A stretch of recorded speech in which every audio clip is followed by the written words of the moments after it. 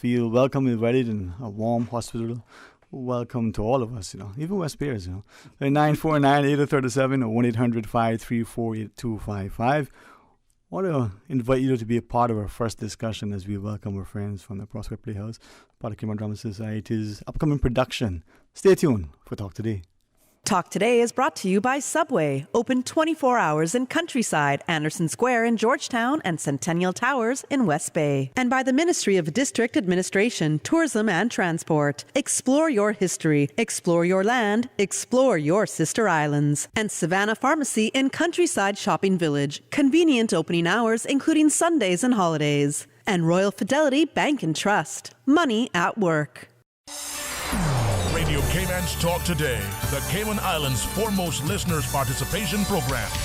We ask our listeners to avoid statements or comments which are abusive, derogatory, malicious, or defamatory. Do not use any indecent language or make any statement which is false or misleading. Email talktoday@candw.ky or call 1-800-534-8255. Courtesy of Flow, Cayman's #1 network that connects you to your world like never before. Let your voice be heard.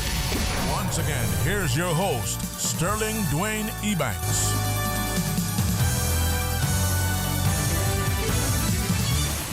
Hey, good afternoon and welcome. And thank you again for allowing us to be here. Sometimes, we call those things that aren't as if they were in order to be able to put that good foot and face forward to make ourselves positive and productive.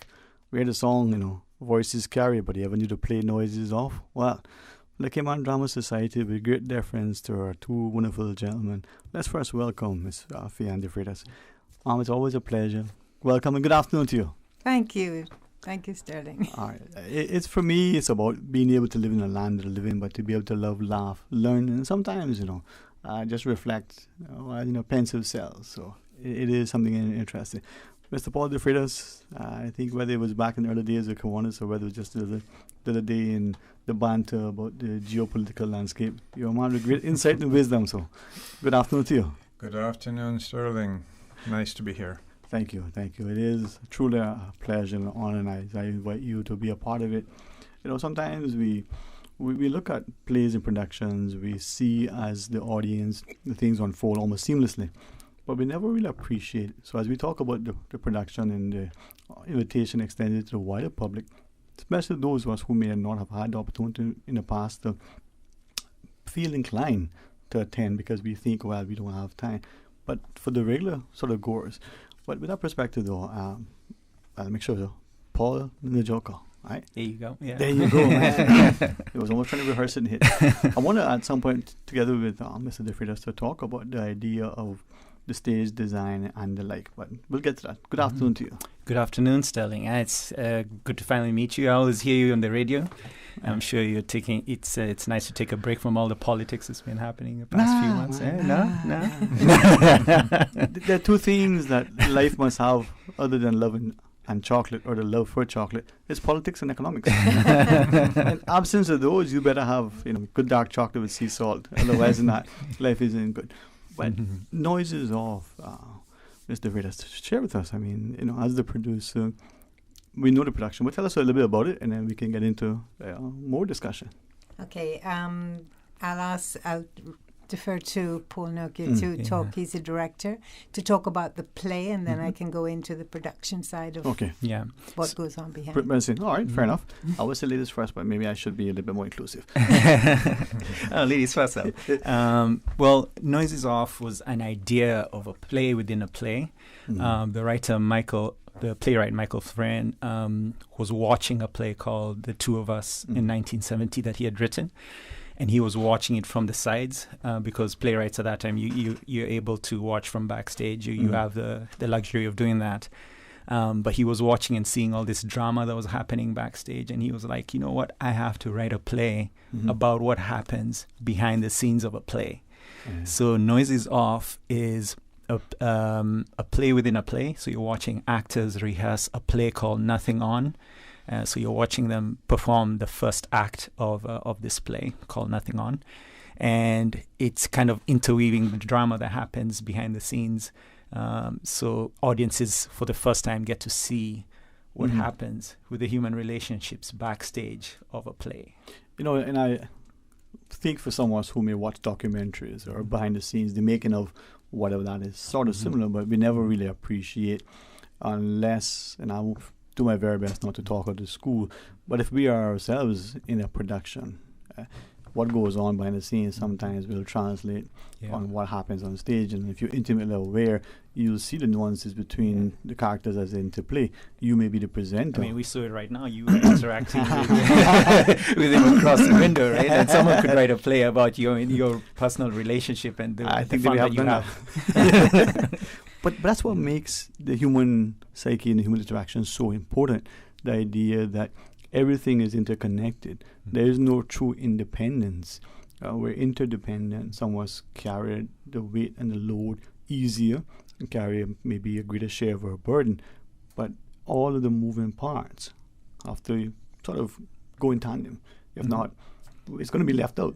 100%. And it's all about human relationships. So at the end of the day, the setting may be different, but human beings interact in one way or another. There's conflict, there's friendships, there's conflict resolution. And there's comedy. And there's a ton of comedy. And we have to remember to laugh every day. So I think Noises Off, as a play, as a comedy, brings all of that into one production. And you actually do get to see how actors interact backstage. And sort of preparing for today's discussion, because I like first to know, to whom we're talking, what are we speaking about, so that they feel a part of it, but not for it to ever be that thing that you go away without a laughter, without a recollection. And I said outside, economics and politics, everyday part of life. Whether you like it or not, everybody is impacted by those two things, sometimes equally, sometimes more than we realize. The economics itself, the choices that we make, the opportunity cost. You're here now, you can't be somewhere else. True. There's a cost to that. The notion of chocolate and the love for chocolate interplays. It's the same sort of semblance. What makes us tick, what makes us laugh, what makes us human. We look to last year and even to now, the challenge that some of us, if not almost all of us, had. I can't call you and let's go for a cup of coffee. We can't even play tennis as far apart as that. I mean, if you can't be physical distance in a tennis game, wow, something is wrong, right? But all of that affected our psyche. Now, if we can come and sit in an audience as we can and watch a play unfold on stage and laugh, but also appreciate what it takes to produce it, to direct it, and to design the set. It is the sum of all moving parts, man. Yeah, challenges that we experienced. Theatre is dying all over the world. I mean, most theatres are shuttering. We are so blessed here in the Cayman Islands to be able to perform. But for this particular production, I wouldn't have been able to do it without Paul's help. Paul designed the set. He built the set in conjunction with Peter Purcell, Liam Oko, Frank McGill, and Bill Mervyn. And I'll be frank, like this, it would be an idea in my head, but without their help, it wouldn't come to fruition. So I like that the idea that whatever that thing is, even if you're writing something, it's never published beyond you. Maybe it's in your notes, maybe it's on your computer. You never hit print or you never show it to somebody. It stays there. It's never published. But then you also need that person to come behind and bring it to fruition. And I think as I listen to seeing the importance of the stage, how they lighten, how the actors interplay, how they safely and quickly move between set changes, but how we as the audience look at it and become almost not just emboldened at times, but embroiled in what is transformative on stage. Are they sitting in the couch? How is that position? Do we see them? What is the backdrop? Little things that may not be as important until they're absent. And one of the big things that is going to thrill the audience is the fact that, as other Paul said, we see the backstage action. How do we do that? Act 1, you're seeing the actors on stage. During the intermission and in front of the audience, this 17-foot high by 26-foot wide set is going to be turned round. Are you using a big round turntable style? No, record players went out a long time ago. You're out of date. Jillian has some if you want. Too much space. No, it's built in 3 parts on wheels. Lots of wheels because of the weight. And we have a crew of ladies and 1 guy, lucky guy, basically turning the set around. They will see it. And we because a lot of the times those things will happen while the curtain is drawn, and we never see that. You know, we don't want, well, except me, because I just like to know, but we don't see that, and we're not expected to see it. We're accepting of not seeing it. It's a set change. But no, this is different, right? Yeah, exactly. I was saying to the crew last night, because they had their first practice of turning the whole set around and moving all of the furniture, etc. And I said to them, I said, you got to realize that doing it with an open curtain, the audience, when they're watching a play, they don't know what's behind those doors. They think it's a room because they form that illusion in their mind. And then all of a sudden they're going to see the whole set turn around and they're going to see what's behind for the first time. Because many people have never been behind a stage and seen, you know, what it actually looks like from the back. So it's really going to be a lot of revealing to them too. I think that's one of the things that I really enjoy with live production, live radio. It's live. There may or may not be a script. In a play, you follow it, but at times you can see when the character sort of changes temperament or whatever. You can see when the character may lose the space. I was supposed to say Johnny went running. What did Johnny do? Yeah, right. You see that character. Yeah, all sorts of things happen, right? But if you look at it from the perspective that, especially if you watch a video production of it after the fact, and they narrow in on the room that maybe is a kitchen setting. But when you're in the audience, well, there's so much other emptiness beyond that. But on the video, you only see the kitchen, the cabinets, the table, whatever it is that they're showing you. To me, life isn't through a microscope. Yes, exactly. Let's pause. Take a short break. Maybe we can talk more about it from the director's perspective, the set design. And if you show a turntable, it's too late. Andy Jillian has someone use ones. And of course, Mifia, give us an idea. Tell us when, where, and how we can come in. Share with us as you wish. For those who are listening, it's not Wednesday, is it, DJ Lynn? No, that's tomorrow. It's not Monday, is it? That was yesterday. So we live in the present, enjoy and embrace. Be a part of this discussion. Stay tuned for Talk Today. Busy, busy, busy. Feel like there's not just enough hours in the day.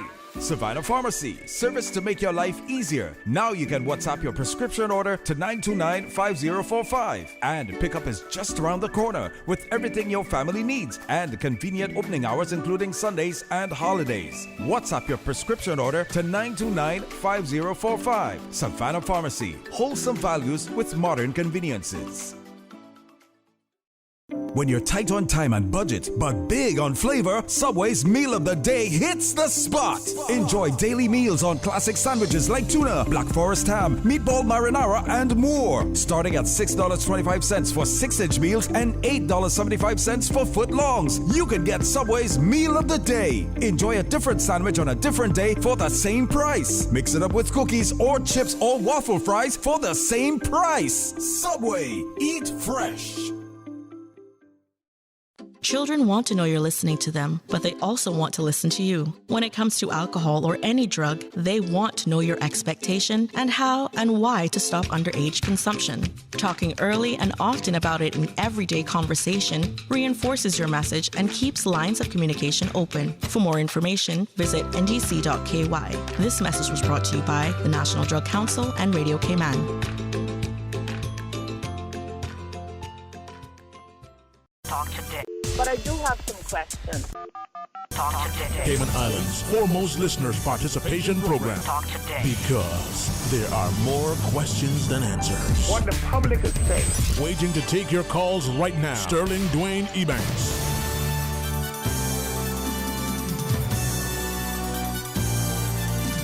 Hey, good afternoon and welcome, and thank you for joining us. Perhaps I can, through and on behalf of the Cayman Drama Society, there's an invitation to be a part of the upcoming production. Noise is Off. We have the producer, the director, and the stage designer.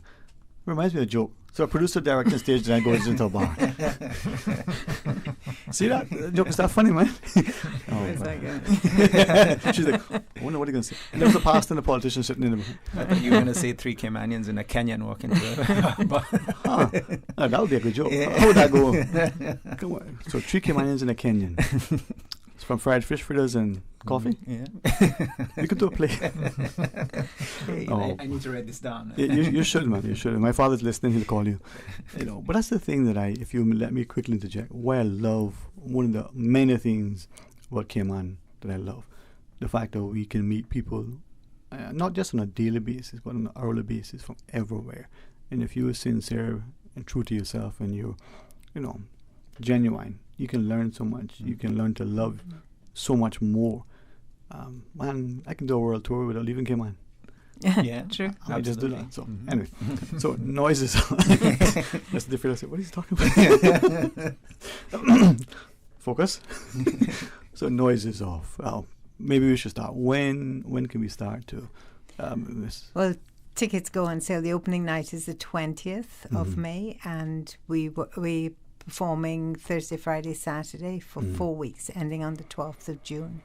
Wow. Thursday, Friday, and Saturday, 4 weeks. So that's next Thursday is opening night. Yep. Monday's the holiday, which is the 17th, yeah. That's right. Wow. Yes. Do we still find jitters on that opening night, or is it the very final night when the curtain's down? I tell every actor, if you're not feeling nervous, you're doing it wrong. Yeah. You need that nervous energy to drive your performance. Well, not to paralyze, but to not prepare. To paralyze, absolutely. So you just have to be able to corral it and use it in your performance and breathe. So some people get nervous, they stop breathing. And you just have to it's like exercise, right? And we do the exercises as well before every production, which is great because that gets you motivated. We can talk about what we'll sort of see as the scenes unfold, but maybe since it is noises off and we're talking about what goes on behind the scenes, would it be okay? Would we not hopefully be asking too much of you, but can we go behind the scenes with the preparation, the set design? Well, the script is written, but casting and would that be okay? Give us a perspective of, because we always see the food on the table, but we never understand how it got there. Yeah. So I'll just start off by saying it starts with a concept in your mind. You think you can do it, but you're not ready. You approach someone who has a vision to bring it to the stage. But a big part of it is management, and Fay-Ann has been such a blessing in helping me handle the operation side of the production, because people forget about how many intricate things: advertising, marketing, scheduling, radio interviews, and all. It's just so much that happens behind the scenes that people take for granted in a successful production, and it takes a village, I'll say that.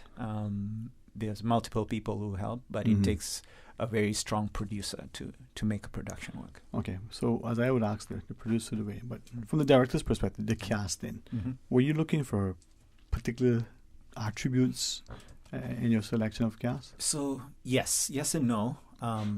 Every person that you cast in a specific role will bring their personal experience to the role. So everyone will make the part that they're playing different.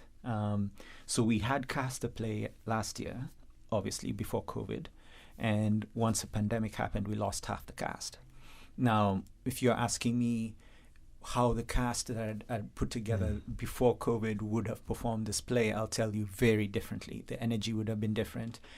Doesn't mean it would have been better, doesn't mean it would have been worse. It would just be different because everyone brings such a specific life experience to every role that they play. What I will say is this cast is extremely talented. I've been very, very lucky to be able to find people who would be able to come up and replace the people who left during the pandemic. So the pool of actors wasn't that big. We weren't having new people flying into the island at that time. And we've been very blessed with people who are very capable of taking those roles on, challenging me as a director, challenging the fellow actors to make sure that they perform the best that they can. There are many of us who feel, whether it's a toast at someone's birthday or wedding, or whether it's coming to the radio interview or being a presenter or acting, that there's a great deal of trepidation. We have this angst about public performance and speaking. And then there are those of us who are flamboyant, who are full of themselves, whichever, right? Yeah. And we gravitate, then we realize that there's a freeze. Yeah. But to that person who's been toying with this idea, I always wanted to do this thing. Other than tell them, yeah, come do it and try it. You never know until you try. Yeah. What would you say to them as a director to encourage them to at least give it a try? Yeah.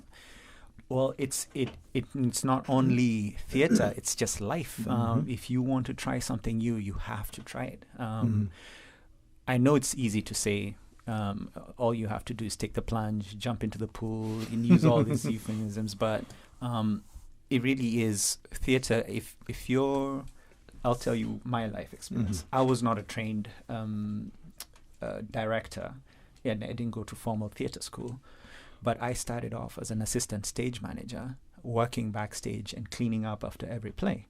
So, and then I would clean up after the actors and then reset the props that they needed to have. And I did that for 2 years. But during those 2 years, I was watching, I was learning and seeing productions being put up. And then I was given the opportunity to study after that. But I would say for the Caymanians who are listening on and they think they can do it, it doesn't have to start with you immediately going on stage. How about come and help at the front of the house and backstage? And so is there then implicit what you're sharing that we have to have an interest in something in order to it? Some of us know we want, but we have been told that we can't, not good enough, and so that precludes us from even trying. There are those of us who lack the self-esteem and self-confidence, but there are those of us who don't know what we want or like, and don't have the courage to pursue it. So as the producer, the director has a vision, there's the cast there. What's the role of the producer, and how does that interplay with what we as the audience sort of see in the end? Well, the producer's role is pulling all the bits together. In fact, as Paul just said, you have to get the designer designing the set, make sure everything is on time. It's a lot of time management to get everything slotted in at the right time. It's not only the advertising, which he mentioned as well, but the program. We got to get all the bios together, all the messages from the chairman of the club, get all that together to the printers early and ready to be brought on. We get one of our cast has very kindly donated T-shirts, and she's going to have all these printed and ready for the crew and the cast as well. It's lighting and sound is another. You have to find someone to do lighting and sound and then coordinate them to have that ready before the production and tested. The crew, Amanda Vieira is the stage manager, and she's got together a fantastic crew. They all met yesterday, and she's been liaising with them. So first of all, I was kind of setting up a WhatsApp group and then handed it over to her. Now she's managing that. The marketing, the advertising, ticket sales, and then front of house and bar staff. So it's a lot of moving parts for the producer to do. It's a huge project management task. Yeah. And it's the timelines, you're starting to hit deadlines when with the play starting next week Thursday, and we have to get on the advertising out there. We've got to check the ticket sales. So it's all the timeline and being organized with that. So as I come into the idea of the set design and the construction, because with anything, there's a time and energy, there's also the ability and availability. But before we get to that, when we're looking at the play, is it the process that we start initially wanting to have the idea of an opening night on, in this case, going to be, and then we work backwards, or we see where it goes? The Cayman Drama Society has time slots. So they have a production committee that meets, and then you make a presentation as to what production that you want to put up based on the dates that you select. So the slots have been chosen, so you have to fit into the slot. So most, I would gather, or a lot of your volunteers and the actors and everybody else, they have a day job, so to speak. So they fit this in part as a hobby. That's right. If you've been involved, and I know many of us have, they've committed to this, as they're committed to everything else. But this is, not, how would I say, it's not their day job. So you work around that, and everybody comes in, and life comes at you fast, and some people have. I have a T-shirt at home that says "Theatre is my sport." Yes. I knew you were athletic. If theatre is your sport, then chocolate is my passion. I know. But that's where I think, as you talk about the project management and the idea of moving everything into unison, it's life. Life reflected in what happens. And I go back to the notion of a meal. How many of us have, whether it's our mothers or our fathers, have put the meal on the table, have asked ourselves, how did this get here? And I think back to the Cayman of old, where it was a fish dinner, for instance. It just didn't come out of the microwave or out of the, someone went out all day to get the fish. Brought it, rode it in a catboat, draw the fish pot, rode back in, prepped it. There was the ground provisions, the coconut that had to be, first, retrieved from the tree, hucked, and graded. All those things to put that one plate in front of you was a day's work. This is sort of what life is like, right? When you get to that. Absolutely. Wow. And we're very fortunate at CDS to have Kirsty O'Sullivan, who works with us. She does a lot of training. So you were talking earlier about someone has an idea they would like to get on stage. How do they get there? Kirsty runs classes for children as well as adults.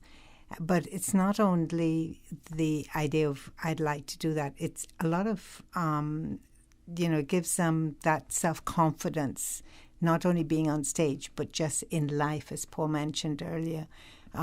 Acting gives children that self-confidence. It does, man.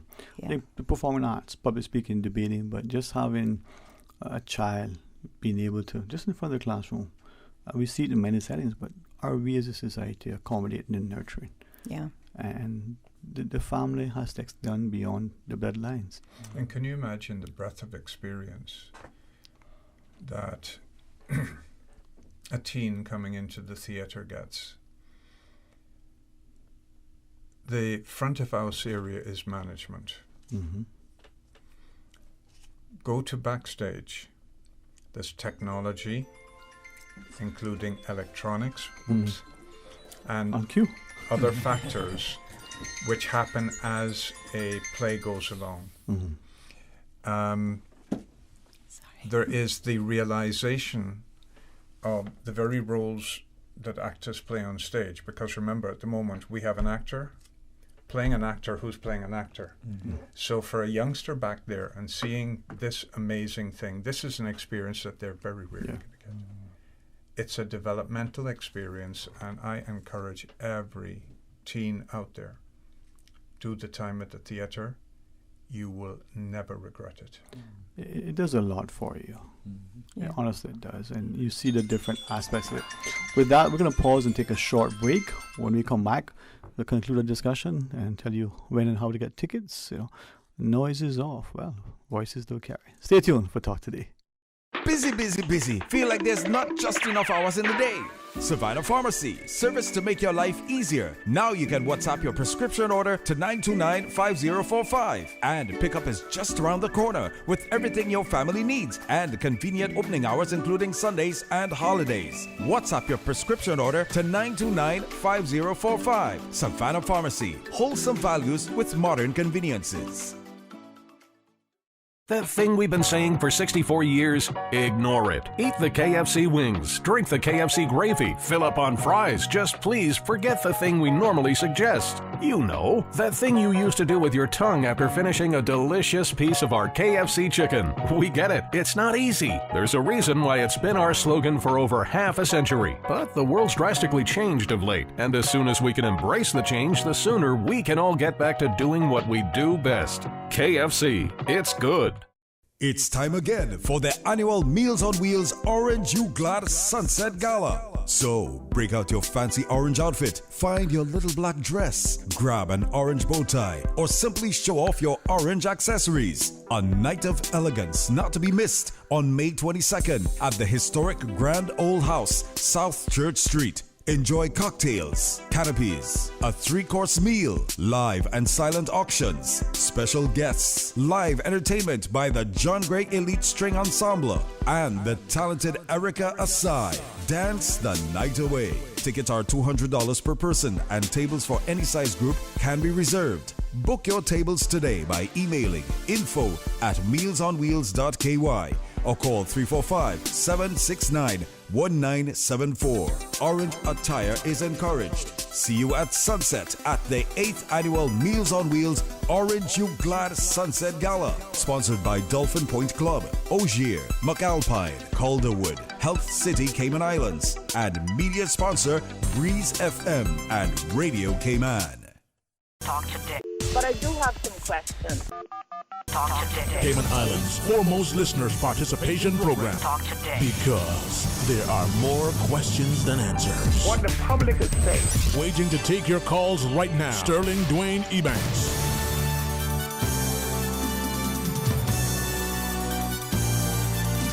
Hey, good afternoon and welcome back, and thanks for joining us. And I want to say thanks to all in our communities who pitch in every which way, whether it's their time, their talents, or their treasure. As my good friend Ms. Marlene always reminds us, that we have much to give, and because of that, many are blessed because of our unselfish, always giving persona.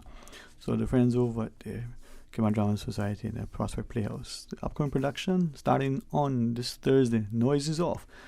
Now, it's to defray us. We see the importance of the vision, right? And the director bringing to life, the producer making sure that all the moving parts come together. But they want a nice stage, not just for the actors to be able to be in character and set, but for us as the audience to sit and go, wow. It's not an easy task. It's like building a house. It's like project management. Or is it because you're so experienced? It's just another walk in the park. It begins with a little bit of research, because even though you're going to do your own thing, it is helpful to look around at the things that people have done. So a little bit of internet research. Then I get out my laptop and a CAD design program. I won't say the name of the program that I use. It's a Talk to the edition. But essentially I mock up something and I send it through to the director to understand whether I am close. So for your normal set, it's generally a few movable walls, a couple doors, that's it, some furniture, etc. In this case, it's 2 stories, a staircase, 8 doors. 1, 2, 3, 8. 4, 5, 6, 7, 8. Yep. And it has to turn around at half time. So how are you going to get it to turn around at half time? With a lot of wheels and a lot of muscle. If you can get the wheels right, then you can use lesser muscle. So then it comes down to lightness. How light can you make the set and not kill any actors prematurely? Then you scale in order to... Basically, it's deciding what is the minimum safe material that you can use. And we then kind of went up by maybe a quarter. Go down to minimum and come up by a quarter. And essentially, it has worked out. It's about 200 hours in the building. That's various times, split between 5 people. That's 40 hours, a week's worth of each person's work. And that's partially because we're amateurs. We're not carpenters, but we're doing carpentry, etc. Once it's done, there is the action to see whether it works. And that is entirely up to the director. And in fact, a change was requested yesterday, which we kind of nixed. And we did something different because we think it works better. And also we're so close to the start, we don't want to be changing stuff too much. So the director and the set designer, set constructor are working together right up to opening night to make sure that things are right. And when you think of it, you talk about half-time, the whistle blow, a football match. You've got your game plan. You now made it to the finals, as it were. Because of all your seasons, hard work, your strategy, but you're going to go in there with probably an idea of how you're going to face this next opponent, because you don't want to defend the championship or you want to win it. Your fans are counting on you. But during the game, some things are going to change. Get an injury. Referee will make a bad call. All sorts of things can happen. Somebody ate something the night before, and they want to see it in the last 30 minutes of the game. So you have to pivot. A couple of important things. Theatre is for everyone. Right now, the tickets for the regular shows are just about half gone, close to half. But there's one very special day, and let me make sure I get the date. June 10th. June 10th. June 10th will be a sign language performance. When you go on to the Cayman Drama Society website, www.cds.ky, the very first event, Noise is Off, are all of the general performances. The next box, the next button, takes you to the June 10th performance, where there will be a sign language interpreter literally speaking the entire play for you through the use of hands. Wow. So that is June 10th. It's basically a first for any play that I've seen in the Cayman Islands. I was just trying to think, we've seen it increasingly sort of in the political realm, the notion of trying to sign language is recognized as if you speak Spanish or French or West Bay and sign language, you have another language. You're very universal. Has that made it harder, more challenging for you? No, the number of changes that we had to make this night work are not that many. Okay. And personally, I'm a very big proponent in inclusivity. So we were going to make any changes that were necessary to make this night work, because we really want to include people with disabilities as much as we can in the theatre. So Kirsty O'Sullivan, whose idea this was reached out to me, and then we made the necessary changes to the play to make sure that the effects were lower, the lighting was lower, and any loud noises were just reduced to a certain level. But there weren't that many changes that we needed to make, though. And the rear level of the auditorium, there is a step up with 4 chairs in it, but that step up swings up. And we removed the 4 chairs if we need to get wheelchairs in there. Well, I'm hoping people, June the 10th, come in tonight, but specifically on June the 10th. June the 10th for signing people, but also for general audience. They might be fascinated. I doubt that any of them have ever seen a play where unobtrusively to one side there is somebody doing signing, not like that box we see on CI government television superimposed up in the... it's kind of hard. Over to one side. It's kind of hard. We could do it on a little screen, we could put a TV. You could put a TV on stage. No.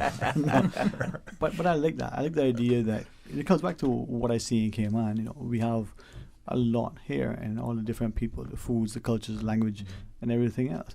And if we bring that together and we celebrate what unifies us, we're going to see increasingly that we're more alike than we are different, but we magnify the differences. Two people, I like comedy, Laurel and Hardy. They were very different. Abbott and Costello. There's a marked difference. But take away and just listen to them. It was one. Comedy. Right? So, in one of maybe the final questions to you, Mr. DeFreitas, it seems that in construction in itself, but it's sourcing materials in our supermarkets, there were challenges getting certain things or getting the things that we were familiar and had come to like. In this particular case, was a sourcing of materials in order to do your construction design a little bit more challenging? Very, very slightly. For lightness, we wanted straightforward white pine, not pressure treated, because pressure treating adds a lot of weight to timber. And unfortunately, we couldn't get the lengths of white pine that we wanted at the time that we wanted it. Later on, when we decided to do some changes, the same white pine has come in. But it's one of these things where you work around it. It's a life learning experience. And that's why, I won't say who it is, but we've had one youngster, soon to be off to university, working on the set with us. And because of his time at Drama Society, he's got a pass for his first year. Wow. And that's pretty damn good. Yeah. See, this is where I think... Oh, damn. I said damn. Language 16. Yeah. The play is language 16. So PG-16, please, audience, understand that there is some language content. Well, this is behind the scenes, right? So we know that's where the language comes in, right? Actually, I saw one rehearsal once, man. I wouldn't say where, but it was in Drama Society. And I was just picking up someone reading, and the rehearsal was running a little bit late for different reasons, you know. And the actor behind the scenes was having a conversation, you know, with the other characters, and then steps literally over the line and goes from one word to the next, from a particular expression to a smile. And it was also their transition from one time zone to the next, one dimension. I thought, interesting. So I can see this being part of, you know, what goes on behind the scenes. 100%. Yeah, well, I'm glad, a lot more. And a lot more. Well, I'm glad now. In closing, perhaps to you, Paul, if you want to share as director, and final words with our listeners, and of course, Miss Faye. I'd recommend to everyone to go to www.cds.ky and get your tickets. Adults $25, children are $15. The ASL night, please remember, if you have anyone with hearing disabilities, you could come to the ASL night on June 10th. So children are under 50? Is that considered a child? Is it all children under 50? Or is it? No. Sorry. He's like, what? We're all children at heart, right? So exactly. You can use that at the front office. I'm not sure if it will be successful, but I still wouldn't qualify. But for anyone who's never been to the Prospect Playhouse, it's by the Red Bay Jug stand right there, by the Mary Miller Hall. And come all. It's going to be a fantastic show. Indeed. Yeah, and I confer with that. But we're looking forward to seeing full houses because it's going to be absolutely hilarious. This show is already. We were watching it last night, and all of just the crew and the cast who've seen many of it already were laughing their heads off. So it's going to be a really entertaining show, and look forward to seeing everyone there. Well, I hope that we come out for many reasons, and just to be supportive, but also to appreciate that, life with the arts, as my daughter says.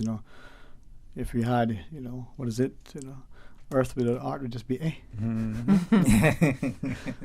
taking it to heart. All right, Mr. Paul, always a pleasure. So.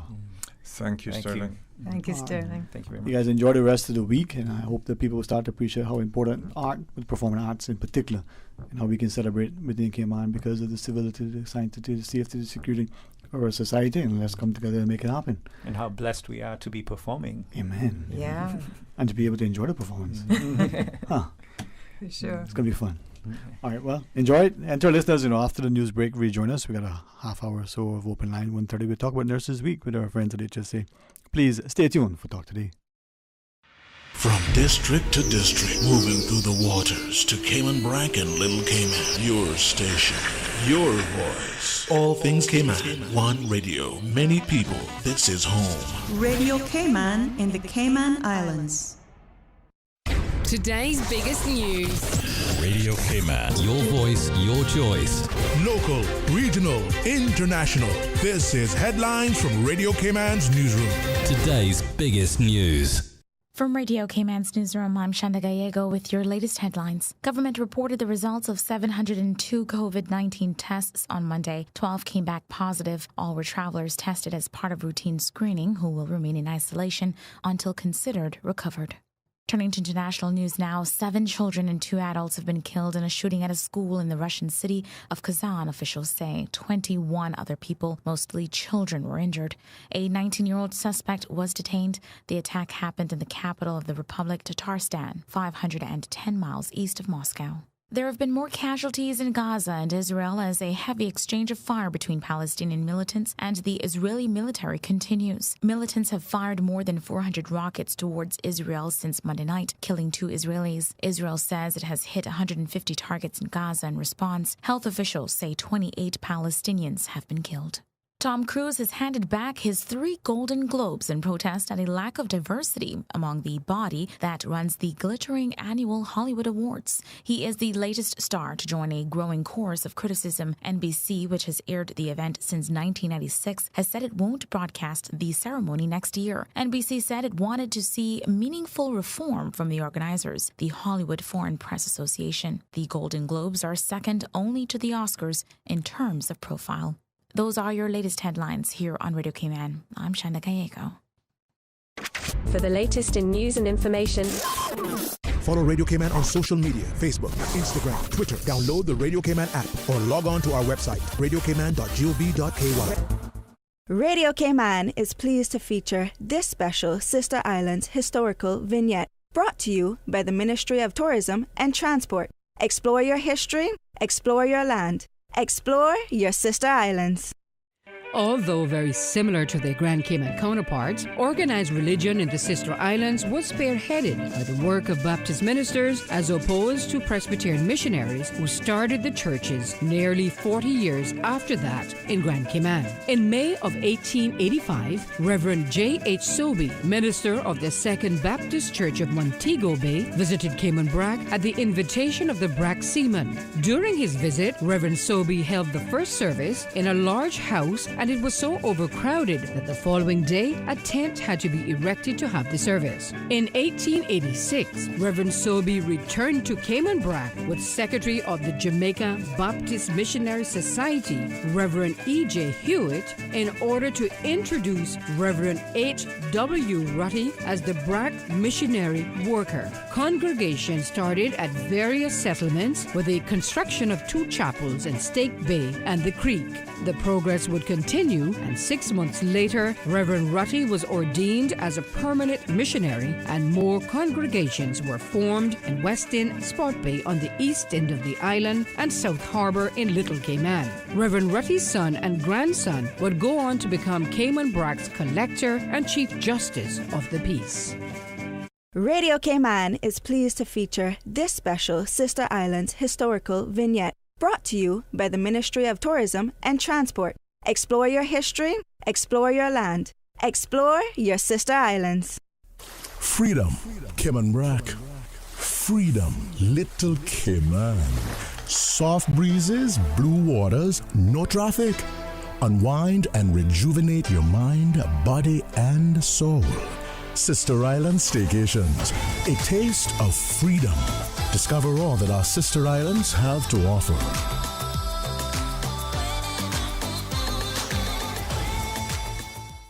Talk today. But I do have some questions. Talk today. Cayman Islands' foremost listeners participation program. Talk today. Because there are more questions than answers. What the public is saying. Waiting to take your calls right now. Sterling Dwayne Ebanks.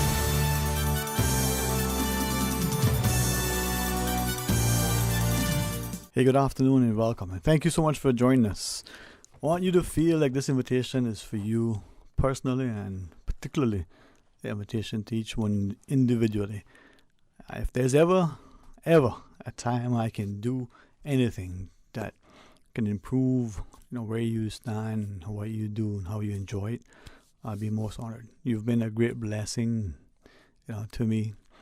You've allowed me to almost get to a space where I embrace this. I do not honestly like publicity and the limelight. And if there was ever a job that you asked that I wouldn't never, ever consider doing, it's something in the media. And for some reason, here we are. I would say the plans of man, and the steps of man are ordered. Well, thank you. I trust I always act with a degree of humility and honor and integrity. And even as I joke and jest in my dishonesty, I'll at least be honest in my dishonesty. Keep that to a minimum, though, if I can. Life has been good. It's been challenging and difficult for all of us. And then I joke and tell you that last year was a long century. For some of us, it was great because we don't like to be with anybody. We always liked our time of solitude. For many of us, it was challenging. And I'm grateful for the psychologists, the counselors, the sociologists, the psychiatrists, our friends who are drawn alongside to nurture, to encourage, to inspire, to console, at times, just to comfort. Even though the politicians, the pundits, and all the other pariahs in our society, including those who for some reason, get up and beat up their gums as our elders will remind us, is almost of ways how somehow become despots in dictating our own decisions. But if we continue to live and act with a sense of civility, with respect, and with a genuine love and appreciation for one another, we'll find we'll get there, not just in a more sort of happily state, but we'll feel better as a result. It'll be safer, and the journey will be that much more enjoyable. Is there a call in the queue, my good friend DJ Lynn? For those who want to join us, it's 949-8037, 949-8037. Or you can call us on our toll-free line at 1-800-534-8255. Touch your neighbor and say 1-800-534-8255. If you don't know the number, ask a friend. If he doesn't know, share it with someone who does. Use it for, anytime you want to call for the record in the mornings with Mr. Art, or here, of course, on Talk Today. We should not take for granted, as the last guest reminded us, that for whatever reason, however you may have in your mind drawn the conclusions as to why we are where we are and how we're here and what we're going to do, never take for granted who you are, and what you can contribute, and what you mean to others, but equally what you should mean to yourself. And not only a case of to thy own self be true, but it's a case of loving thyself. Not a condescending tone, but in a way that if you don't have self-love, how can you love others? What is it that we're told? If you don't take care of yourself, how do you take care of those that you have either done an obligation or a love or a desire? It's become used too much as a cliche, the example about in the plane when an oxygen mask descend. For me, at that point, there's a possible disaster that we're trying to avert. So let's not get to a space where we have to have the mask descend. Let's get to a space where there's integrity in what we do. There's an honesty, a civility, and a healthy respect, so that we are, all in this together, this catboat, whether the sails are hoist or whether we just have to row with a broken oar. But if we do it together, many hands, they say, make light work. Hands clapping in unison shows an appreciation, but it shows that we have come together. 8949-8037, 1-800-534-8255. Or you can WhatsApp 925-3261.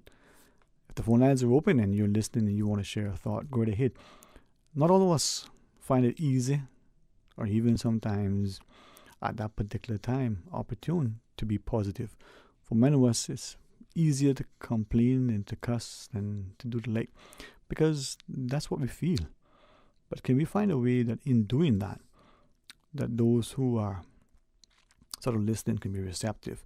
And in that complaint, we can find some commentary that can be constructive, instructive, and perhaps, if we act on it, can improve us and others. Now, think about it. We watched a football match, and the day after, we're talking with our friends about what could have and should have and would have. But it's too late.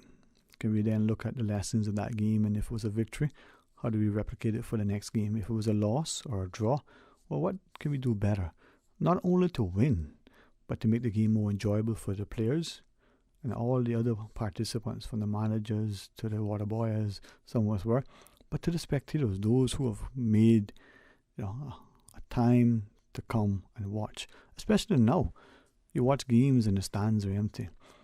Movie theaters and other places are closed because, well, apparently that's how it has to happen. A friend joked and jested and asked one time if it isn't because some of these guys who call the shots themselves were locked in their basements and now want the rest of the world to suffer. Well, let's go to the phones when we call, 949-8037 or 1-800-534-8255. A quick apology to that last caller. There are many buttons. Instead of pressing one to go forward, we sometimes press the one that disconnects. Wasn't intentional. Please ring us back, 949-8037 or 1-800-534-8255, or you can WhatsApp 925-3261. And, you sit in a space as a parent, for instance, and you see the position of power. You sit in a space as a politician and you probably become intoxicated. But so too does the pastor and the person who is the principal, individual in this space. The question is, There's the pastor, the parent, the politician, and the others have principles, a standard of excellence that will, as they share, a rising tide floats all ships. Hey, good afternoon and welcome. Thank you for calling. Dear sir, dear number one, you kick, sir. Good afternoon, my friend. How are you today, man? Oh, I was waiting to hear if you were eating any more lunch, so I could try to get some. Well, tell me what you feel for, and let me get it. Today is a good day. You think I wasn't listening to you yesterday? Yes, sir. Yes, sir. Yeah, that's how you're biting all the time. Whee! Yeah. Don't worry, my one ear's still good. Yeah, man. No, what? I'm not going to say that. Because if I say it, then let me leave that be. Go right ahead. Talk to me. No, say what you got to say. I'm saying that there is a time not far from now that I've purposed deliberately to make a trip to the BRAC. And when I do, I'll come and check you. So make sure, I can't tell you if it's going to happen anytime in the ensuing weeks, but it may not be before the end of the year. But, it's been too long, and Dan the Martin song has been playing in my head for a while now. I'm going back to the BRAC again. I'm glad you could sing it, man, because, if I did it, people might laugh, and not in a good way. Put that drain on the flight. Make sure it's not late tonight. He got to get back to the BRAC again. Oh, my friend, man, it is, it is something. My good friend Chip and them would take the boats and they'll come over little, and I thought we should do that more often. Be able to move back and forth as a people. As we move from East End, around to Frank Sound, or we hit, from West Bay to North Side. Going from Grand Cayman to Cayman Brac should be as easy and as frequent as you guys do between Little Cayman and Cayman Brac and back and forth, Yeah, they put drain on that jet again tonight. Oh my God, tomorrow she mightn't have no flight. We're not going back to the BRAC. Back again? Yeah, man. I think we should. See if I can arrange a thing. Yeah. What do you say? I leave it to you. Yeah, listen, it's in good hands. My hands are nurturing. My father has told me that you have to be strong but also compassionate. Hands have to be supportive but also willing to, push when necessary. Yeah. All right, I'm not going to hold you up too long because I know you're going to probably have other people calling. Oh, man. I want to ask you a question because sometimes, I'm going to be honest, sometimes I don't remember things. We all seem to get to that space at some place. This vaccine they're giving you, they're saying, I heard something today about it might last for 6 months. We are hearing increasingly from, and I don't think I misunderstood. Dr. Lee said as he was on with us, and he was on with other shows as well, but with us he says, it could be 6 months, it could be 9 months until you may need another shot again, another injection, right? And I think that's part of why people probably have a little bit of reservation, why people may have a bit of consternation, a little bit of, confusion, and they feel conflicted because they're not quite sure when other vaccines may be 5 or 10 years. I mean, look at tetanus, depending on whether you do the US or the UK standard, the timeline is different with the BCG and all the other ones that we've tended to get when we were younger. Years pass once we went through the protocols. It's a challenge. I think it's really is difficult sometimes, and it's only worse when some people, for whatever reason, don't seem trustworthy when they speak. Yeah, well, I wanted to ask you because I can talk to you in a manly way. Put it that way. Yes, sir. Yes, sir. And I'll try not to be disrespectful even when I challenge. Instead of calling this place or that place, I'd rather speak with you. Yes, sir. And I wasn't sure whether it really meant that it was out for 6 months. You have to. Mm-hmm. Now, I would have to get mine in June. Yeah. But and this is just my view in assessing. I think we'll find, again, based on what we heard from different people in the authority, we'll find that come November, December, there might be something new from the World Health Organization. There may be something new coming out of the respective agencies in the US or Europe. I honestly do not know what will happen. I probably would say that right now, they themselves really don't know. They think they have an idea, they're working towards it, but it may change, And I'm not saying that to be disrespectful. I just think this is the nature of this changing beast. I understand this, sir. Many things change overnight. And I said, anybody in the Cayman Islands that hasn't got your vaccination, don't be a coward. Go and get it. It just had a stick in your arm. As many problems I got, as many medication I take, I never remember thinking about it till after I went sit down my chair to get my shower. I seen the Band-Aid on my shoulder. It did not affect me no way, doing as much medication as I take. Yes, sir. Well, thank God for that, because I know that, like you, many people have said they have little or no, impact by it. Some people say they felt it more with the first or with the second. Some people say they felt it with both, to varying degrees. And I each person is different, I guess, huh? Yeah, when you feel uncovered, that's when you feel it more. It might be. I don't know. Well, I'm sure glad I didn't catch you eating your lunch today, because I'll be here. But I want to say one last thing. Yes, sir. I heard you yesterday when my man had called in about England and this and that. What you talk about Churchill, but so if you stop drinking and leave that money for the British government, Cayman Island might get some today. Yeah. Well, you see, the thing is, right, the whole idea of reading history, sometimes it's deliberately misleading by the side that's proposing something to make it look good, or the side that's opposing it and wants it not to look so good. And if you were to ask people who will look at it objectively, the academics, was Churchill a drunk? Was he a womanizer? Was he misogynistic? And not to say that he didn't do good things, or we're not quoting sayings that he did. The question is, in today's world, what his comments. Take the most famous one that we all probably can repeat. He's talking to the lady, and she tells him, he's not a nice person, and this and that. And next thing, she may have called him a louse or a drunk or whatever. And she said, well, his response, well, madam, in the morning, I'll be sober, but you used to be ugly. Once he do his job. Yep. His private time is, I don't care who it is. Yes, sir. Once he does his job, but look, I still think he could have sent some for us. I mean, you could be having lunch today. Yeah. Who knows? Anyway, I just want to say this. I'm going to keep up on the good work, and I'm still waiting for the second station. All right. Well, I'm going to keep reminding you to the last day you cut me off. No. Be honest with you.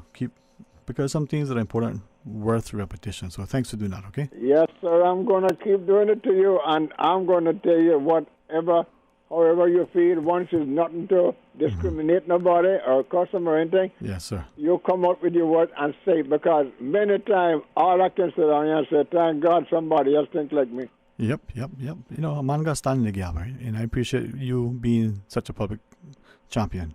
Hey, thanks very much, sir. I tried to get you yesterday, but I got you at the last minute when your guests were coming. Oh, okay. So I told the gentleman, no problem. Well, thank you, sir. Thank you. All right. Keep up the good work and keep going. You too. You know what? Freedoms are important. Let's go to the next line. Hey, good afternoon and welcome. Thank you for calling. Hey, good afternoon to you, Dan. Good afternoon. How are you today? I'm good, man. How you doing? Good, man. You sound like you needed to actually be where you were last time and not where you are now.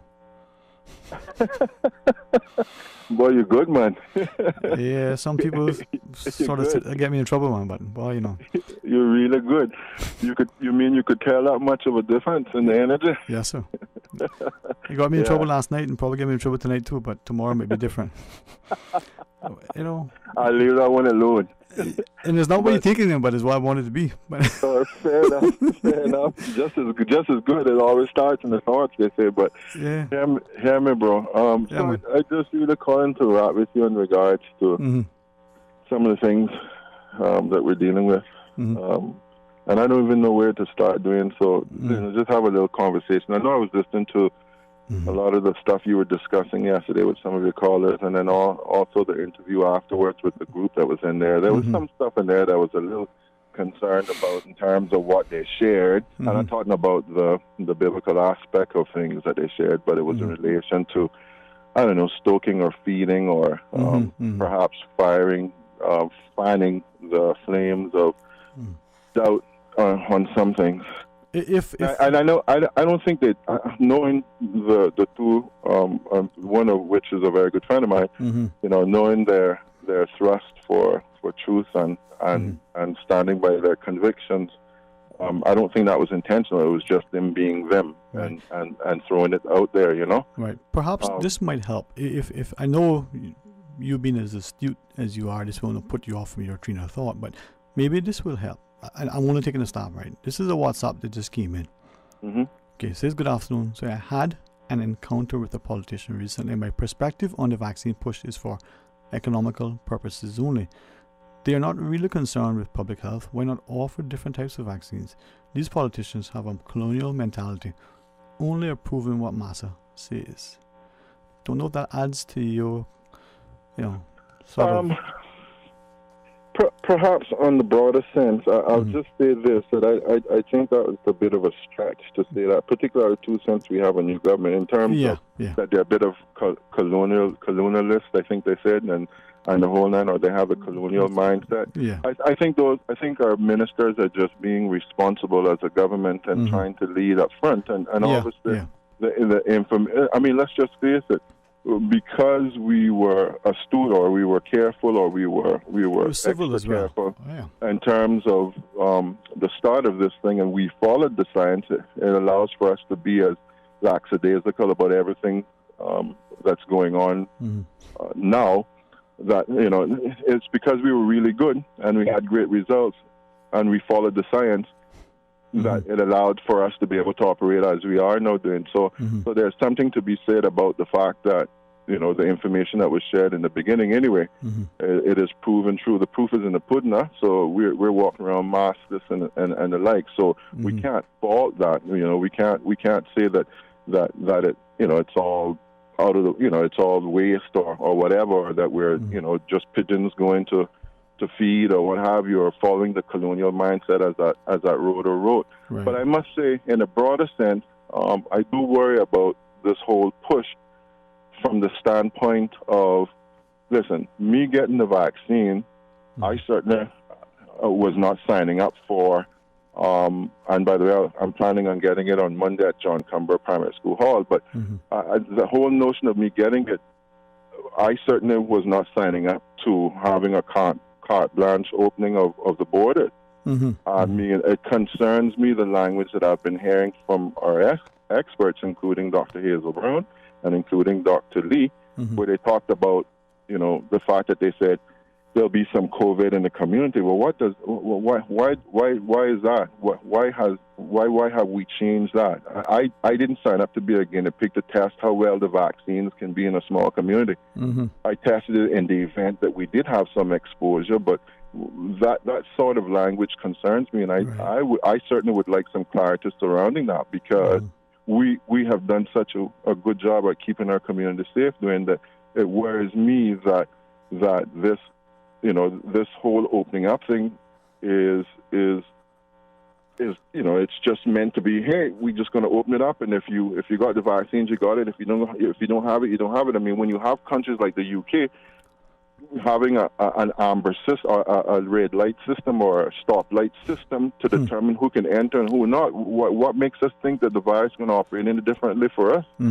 Well, as you shared that, and as I sort of replay what I read in my mind, and I look at the politicians instead of just confining it to our own landscape here, it takes me back to comments I shared, one written in by one of our listeners, and one shared by a group of ladies that I think are just amazing in terms of their concern and their service to the country through volunteering and participation and so on. And both comments sort of indicate that there is a consciousness, a willingness, and a deliberate attempt to offer up a semblance of sacrifice, as it were. The ladies said, just as an example, if 10,000 people committed to giving $10 a month, right? $10 a month. That would have immediately 100,000, every month that we could maybe do something with if we're worried about money. And it's not a lot of money, but if there are people who maybe need a little extra assistance that the government can't afford, who may find themselves going to NAU or schools and so on, Now, another individual say, well, what if we give $100, dollars and 60,000 of us? Is there a way that we as a community, as much as we do and give, in order to, if it's the economics and the finances that is an issue relative to opening up, can we delay just a little bit longer if it's necessary? And here are two disparate groups thinking something similarly, which I'm sure, as I listen to you, we could draw other inferences and maybe come up with other suggestions. Of course. Of course, that's so amazing that you went there, and I wasn't planning on it, but certainly on the weekend, I actually spent time thinking, okay, one of the major arguments that I saw somebody wrote, and their business owner, Caymanian business owner, talked about the fact that their business had fell apart, and we need to get the borders open. And it's not as if I don't think that they are compassionate or understand the realities of people potentially die. And I started to think, and one of the arguments that they said was that they had, they're in the water sports business, and they said that they were concerned, for example, this year of being able to pay the insurance costs for their business. Right. So I started to put some numbers together. I threw some numbers together. I know on average, based on my knowledge on them, on average, their coverage is somewhere in the region of $15,000 to $20,000, $25,000 for the year for some of these water sports companies. I started to say, okay, what happens if we do 100 of them or thereabouts? The figure was somewhere in the region of like $2.5 million. Then I started to look at, okay, well, what happened if we looked at some of the businesses? Because you couldn't just do it for one area. What kind of money could we come up with? And I drew a lot of numbers, and I don't have them now because that was not going to be my focus, but I did spend some time on the weekend. In short, we were dealing somewhere in the region of about $40 to $50 million. And I started to think, well, that's a small price if you ask me for some of the freedoms that we continue to enjoy here. And you actually are talking about how we could raise the revenue. I had another way as well, but that's doable. $10 a piece in terms of sacrificial here. Are you willing to give $10 or $15 and we 30,000 of us do it? Well, why not? Not if it, we're thinking outside the box, but we recognize what the trade-off is. And yes, there's absolutely no reason why I think we can't look at that model and look primarily not just at assisting people, but also assisting the businesses literally to say, hey, particularly the tourism ones, we recognize the increased sacrifice you're making. Here's what we can do. We know some of you are already getting the monthly assistance, but the actual businesses themselves, here's what we can do. And so people like the water sports industry who are concerned with paying the insurance, maybe we may have to look at that. But then there was also something else real quick, and I know you may have other callers or otherwise. What was on my mind was that I actually, in addition to those concerns, I actually wanted to share some positive news in terms of, as a layperson, what I've learned from some of my recent research in regard to the vaccines, and it may help some of us to feel better. It certainly helped me. So I learned, it was this excellent article on MedPage. You may find it if you Google it. It's a major medical page that is interacted or that is supported and put together. I garner from by major scientists, and there was an excellent YouTube video that was on there, and it was between a professor of medical health, a professor of microbiology. It was from one of those major universities with one of the other persons that was from the page, and the doctor was Dr. Ran Kunstili, I think his name was. And in short, they had this great interview about vaccines, and the question was whether public or natural immunity was better to having immunity through vaccinations. And it was an interesting conversation, and it helped me because what the doctor shared is it really depends on the virus. It really depends on the various virus. So he gave examples. He said, for example, the human, papilloma virus. He said what they have found over the years, for example, is that the vaccinated immunity is much better than the natural immunity just because of the amount of protein, I think he said, that goes into that particular vaccine and that it's needed in that particular area. He talked about the mutations, and he talked about the concerns surrounding that and what they're finding now with the vaccines and what some of the leading heads from the medical world are saying in regards to vaccines. For example, he said polio. And this helped me a lot. He said the thrust in providing a vaccine for polio was to stop the actual disease, to stop it. Whereas there are some major viruses and stuff that their key thing is to stop further infections, and not so much to stop it. Mm-hmm. And the thrust surrounding COVID was that obviously we had a pandemic. Mm-hmm. So the whole idea was, how best can we get to stop this? And so their focus became, and that's part of the reasons why, and it helped me to understand, part of the reasons why people are concerned with things like, well, it doesn't stop you from catching it. Well, that was not their focus. Their focus was to have that protein or that immune response in the body that allows for the body to better be able to fight it or to kill it, so you don't get hospitalized or death. And I said, oh, that makes absolute sense to me. He went on to talk about a number of other things as well. But I think my takeaway from it is that I was, much more pleased to hear from someone who's intimately involved in that particular area, their view. And their view is that basically the world getting vaccinated is the way out of this pandemic. And he was, he was very reassuring in some of the information. I'm going to get that video and send it to you, Dwayne, because I think it'll be very. Yeah. I will send it to you later, please, bro. Yeah. It helped me to understand a lot about some of the questions that I heard even just yesterday. Here is something though that I say this carefully because I weigh in that as an individual I have to make decisions for me, but as an individual I may wear multiple hats at the same time. And so I believe in everything that you need to be persuaded according to your own convictions, your conscience, and your common sense.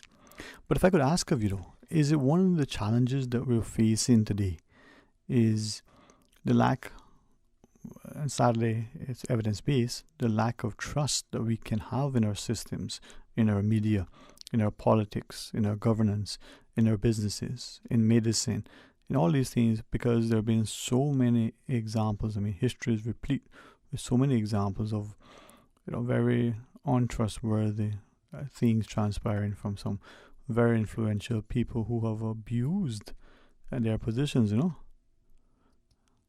That is true, and that is something that I think plays into the overall. But one of the things that you failed in that list of things that creates that distrust, I think, is also information and the right sort of information. So just as we need to entertain that there are people with sinister motives, we have to entertain that there are people equally with great motives. And so if they're sharing information from that great standpoint, we also have to consider that in the mix as well, bro. Yeah. And so, you know what I mean? We have to balance it out. And if you have sinister motives, then I would say throw that out of the entire mix entirely, if you ask me, because there are people who literally, for whatever reasons, care to muddy the waters and cause a lot of confusion. Right. One of the things that I also spent some time researching was I was looking carefully at the case surrounding Israel. And Israel has done an amazing job with vaccinating its people, and I was digging deeply to understand what some of the responses were to the vaccine within the community, why they were very successful at getting their people vaccinated at such high rates. Yeah. But remember that that's a very disciplined society. I mean, just you look at their use of technology and surveillance, right? But if I could ask you though, as you are looking at this whole thing, and you reference the vaccinations, right? Two things come to mind. The flu shot that has been around for a while now that people are sort of encouraged to get. We've gone from the seasons of the year, the autumn and the other three, to the mango season and gig season. Now we have a flu season. But we're told the shot that you get this year is part of, the thing that you got last year, because we're not quite sure what it looked like, but it helped. So you get it every year. The HPV injection, similarly, we're told of the strains, it's only going to be effective against the more common, widely sort of known infectious strains. Mm-hmm. So it doesn't protect you against all of the others. And I don't remember if it's 6 of the 18 or if it's 6 of 5 billion, whatever it is. But they say carefully. Polio or tetanus or the likes, where the vaccinations develop over time and you get it. Maybe that's part of where we are. And again, it comes back to confusion and conflicting data, I'm going to send you that thing. I really drew strength from it and better understood stuff, even as a layperson in understanding how they go about developing and the sort of thought process surrounding the development of some of these vaccines and or antivirals. In this particular case, they also discussed in that article some of the more modern, the latest antiviral that they're having. It's a tablet. It's having great response where it's actually impacting COVID to the tune of within 5 days. I forgot what it's called. It's called Molecular or something to that effect. Any medical person listening to me, please forgive me for destroying it, but it was a great article, and I think you should read it, and it'll help you, well, I believe. Thank you. As much as it helped me, bro. Yeah, and I mean, as you go, I certainly appreciate you taking time to call. We look at yesterday's report where they say it was so many tests and 12 were negative. And what jumped out at me was two things, right? One, it said 12 and about half. Now, 12 is an easy number to divide in two. About half, it didn't say 6, didn't say 5, didn't say 7. I don't know why we couldn't specifically, but about half were, travelers coming out of quarantine, and about half were those who were tested on arrival. So if it is that they're getting a test before they come into the country, 2-3 days, whatever it is, and then when they arrive, they're being tested again. That's another jug up the nose, right? In that time, they're getting this thing, and then 15 days later, 14 days later, they're getting it again. This thing seems to be interesting, how it, presents itself. Me somewhat, Sterling, because, remember now the protocols surrounding the various tests are for various different vendors or entities. So I would suspect the one is also for the destination, but also look at the airline. So you wouldn't necessarily want somebody getting onto an airplane that is tested positive already. You're already exposing people entirely. And you could get to airports and stuff. I hear what you're saying. So there's different reasons why I suspect it's been developed that way. I'm hearing you. I'm hearing you, bro. I'm hearing you. Trust me, I hear you. But we also have to look at it logically. We have to put aside, and I'm not talking to you, I'm talking to the third person. I understand exactly. We have to put aside some of those and kind of say, okay, what are they trying to achieve? And that's usually how I look at it. Like, what is the purpose of this? Why? And trying to work backward and to see if it makes sense. I have to be able to connect the dots logically. Right. But I think there are two things. Sorry, go ahead. Let me cut you. Man. Yeah. And so from that standpoint, bro, those are. I kind of look at a lot of those kind of things too, to be honest with you, in a much I don't know, not as great of a focus. For me, it's the bigger picture often. Right. I have to be able to connect the dots. Exactly. Inquiring minds, right? Inquiring minds want to know, and this is something that I'm hoping that we get to a space on a personal experience of all of the discussions that I've ever had with people and people that I love dearly. They're very close to me. Have the utmost respect for, not just because of their experience and expertise, but their counsel over the years. This is the one, and so far the only one. I hope I never see another one. This is the only topic where you have to dance around it because it could lead. Let me say it in a colloquial way and explain it. It could come to blows, right? This is the only one where people are not prepared to listen to other people's questions or perspective. You either on one side of the equation or the other, and there's no discussion.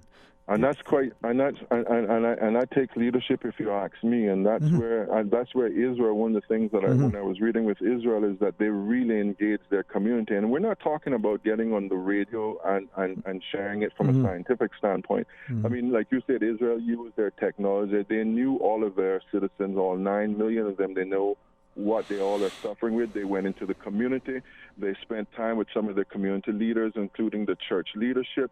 And then once they were able to educate the church leadership about what it is they were attempting to do. And by the way, why Israel, let me finish that thought. They were able to do with the church leaders. Once they got those on board, or the influential spiritual leaders, then they actually used them, or they allowed for them to show, hey, I'm willing to take this vaccine freely. And that's why Israel is having great results. And they said one of the things that they did do was to not stretch any information. They shared everything that they were aware of. They were able to, they talk about the fears. Let's deal with it.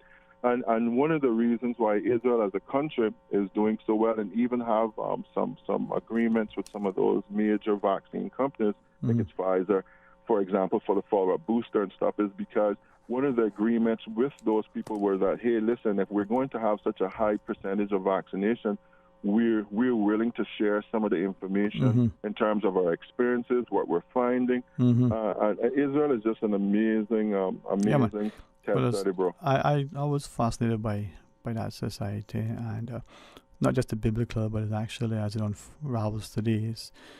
Geographical position. I think there's a lot of similarities here in many respects, if you ask me. Well, I've always said that, man, so I agree with you. Let me just ask one question, right? To you, but not to you specifically only, right? I wonder to what extent people, and let's limit it to Cayman only, right? We see adverts on the U.S. television. Maybe we see in other, jurisdictions, but we see it there for sure.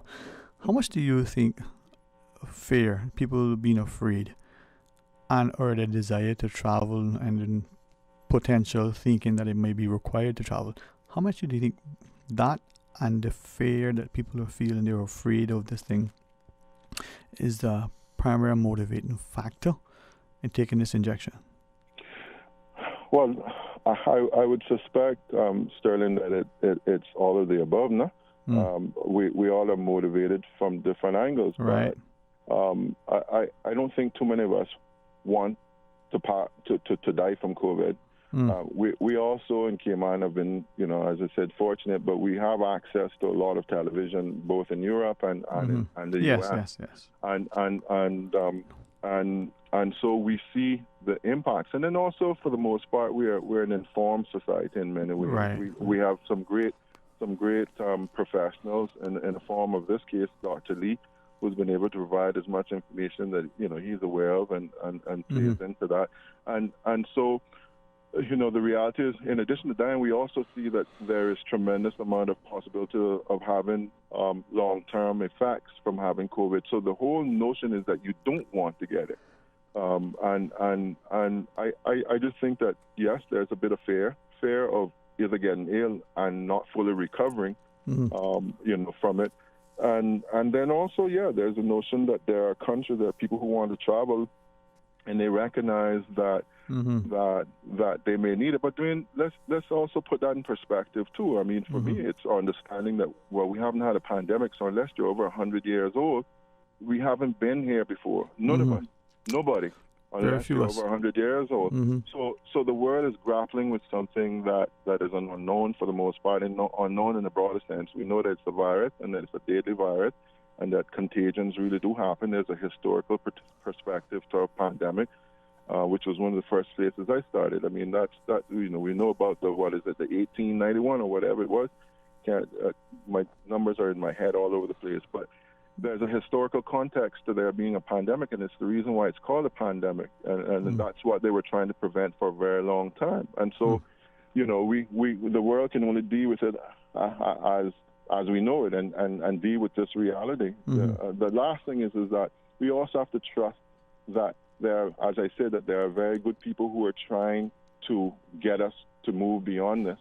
And in that context, they're telling us that vaccines, or maybe that word needs to be changed, but vaccines are the way forward to helping the body to produce the natural immunity that it needs, or the immunity response that it needs, so that the body can better fight this particular virus, bro. And that's really the nutshell of it. That's really all that the vaccine is doing. If we can put aside all the other stuff that we either watch, see, or hear about, and logically deal with it from that standpoint. But bro, there's misinformation that feeds into it. I think the recent U.S. political situation that went on with the former president there, I think that was a real reality for the world. I really do, and I don't even want to get into that, but it was an unfortunate thing that caused a tremendous amount of disinformation. For whatever reason, it was a reality for the world, and as a result, we it feeds our doubts and fears, and we just need to stand back from it sometimes and be able to look at it logically. And if we are spiritual people, if we are people of faith, if we are people who call upon a God who we think is unknown, who we believe is unknown but very real and very, very much involved with our lives. I mean, we started every one of our press briefings with a prayer. Then we have to believe that in that same context, for those who are people of faith, that he's leading and directing and guiding in the midst of that as well, however we perceive that to be. And so if we can trust that he kept us safe, and we're safe, I mean, we're walking around in grocery stores without masks, last I checked, then we have to trust that. But back to your point, right? Opening the borders, what does that look like? And even if there is something now. That is the major, that's the major one for me. And I'm concerned about thank those. You, yeah, man, no problem, Dwayne. We'll talk another time, bro. I appreciate it, too. Thank you, man. All the best to you, all right? And certainly appreciate your input. Let's take a short break. When we come back, our friends from the Health Services Authority will join us. Please stay tuned. Busy, busy, busy. Feel like there's not just enough hours in the day. Savannah Pharmacy, service to make your life easier. Now you can WhatsApp your prescription order to 929-5045. And pickup is just around the corner with everything your family needs and convenient opening hours including Sundays and holidays. WhatsApp your prescription order to 929-5045. Savannah Pharmacy, wholesome values with modern conveniences. Things just got a bit hotter on Island. Come in today and order the new spicy Korean subs at Subway. They're sweet, spicy, and especially satisfying. Stop in and try the pulled pork with spicy Korean sauce, or the chicken with spicy Korean sauce. And you can message WhatsApp at 929-4658. Order online or use Let's Eat or the Bento app. The spicy Korean subs at Subway in 2 flavors, extra saucy and extra spicy. Subway, eat fresh. King Sports Center takes pride in being more than just an ordinary gymnasium. For 14 years, their multi-purpose facility has been providing the community with a variety of sporting, recreational, and relaxation activities. King Sports Center has a bowling alley, lounge bar, multi-purpose rooms, powerhouse gym, rock climbing wall, bungee jumping, a 10,000 square foot rink, and so much more. For more information on the variety of services, call their friendly staff today at 946-5464 or email kings@candw.ky or visit www.kingsportscenter.com. King Sports Center, your one-stop shop for fitness, recreation, and relaxation. I've got some beautiful clothes. I know just where they go. Puritan Cleaners. Puritan Cleaners would like to remind customers the closing time for all stores is 5:30 p.m. Savannah Countryside, 10 a.m. to 5:30 p.m. Elgin Avenue, 8 a.m. to 5:30 p.m. Puritan Cleaners, 337 Eastern Avenue. Drive-through, rain or shine, 7:30 a.m. to 5:30 p.m. Now 10% off prepaid on $20 orders and up. Household and wedding dresses remain at standard offer. 10% off on prepaid orders. Call 949-7104. Puritan Cleaners. You feel good when you look good. Members of the public are invited to attend the 2021 Ahmed Mohammed Steel Band Competition on Saturday, 15th of May at 6:30 p.m. at the John Gray High School Gymnasium, featuring 9 bands from 7 public and private schools competing for the top steel band in various categories. Entrance fee is $5 for adults and $3 for children. The 2021 Ahmed Mohammed Steel Band Competition is brought to you by the Department of Education Services and Cayman National Bank.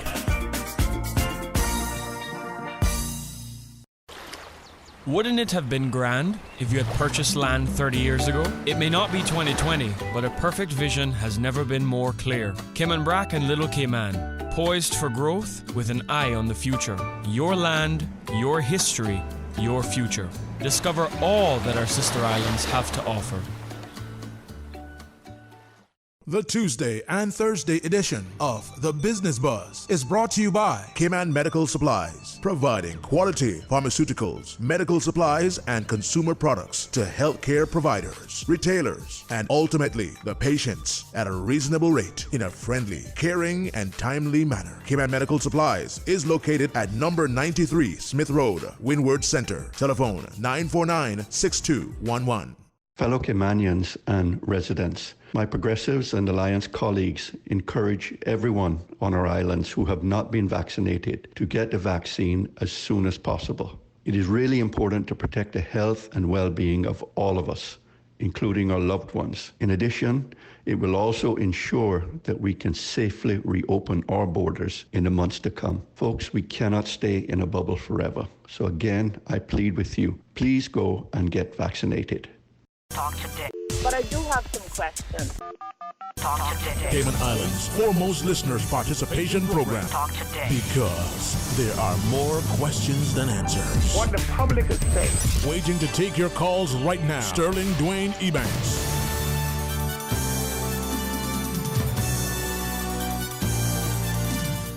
Hey, good afternoon and welcome back, and thank you so much for joining us. And hopefully, we do a number of things here on Talk Today.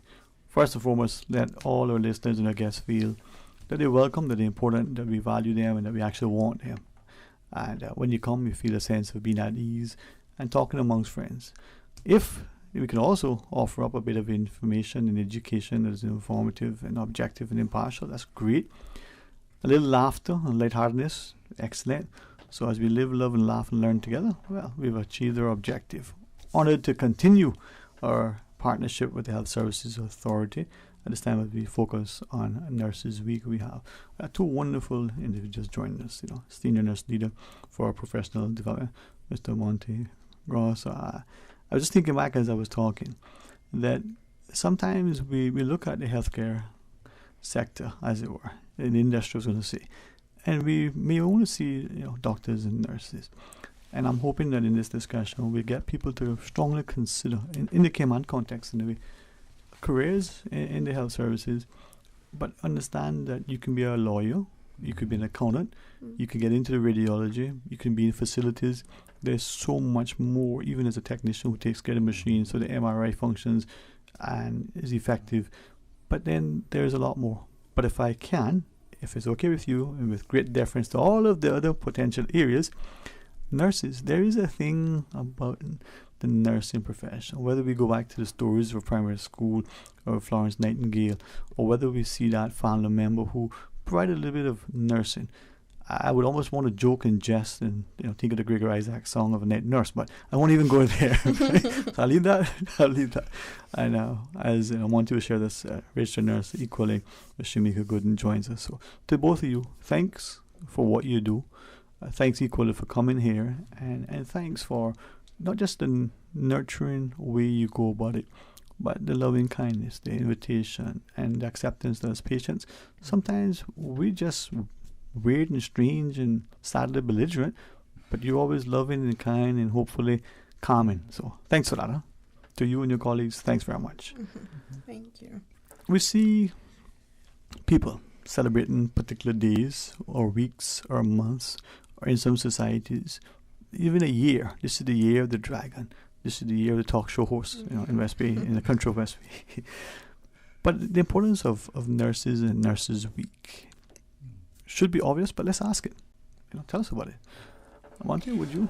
Well, Nurses Week is important because nurses in healthcare are the most numbered employee in the healthcare system. And without nurses, healthcare systems would cease to operate. Mm-hmm.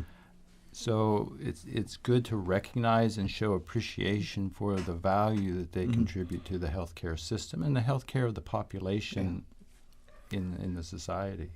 I'm glad that we are recognizing the importance of that nurse, that sort of almost first point of contact, and not only the intellect, the intelligence, the aptitude, but what the nurse brings in terms of from the initial the triage to coming back and just checking, are you okay?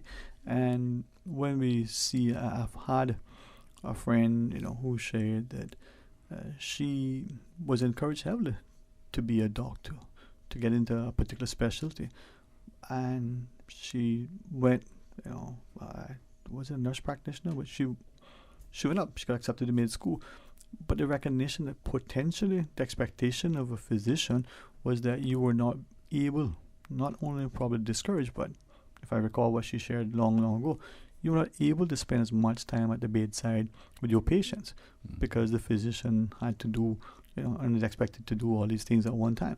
And she wanted that contact. That resonated with me, even though that might have been more than 2 years ago or 20. It wasn't yesterday.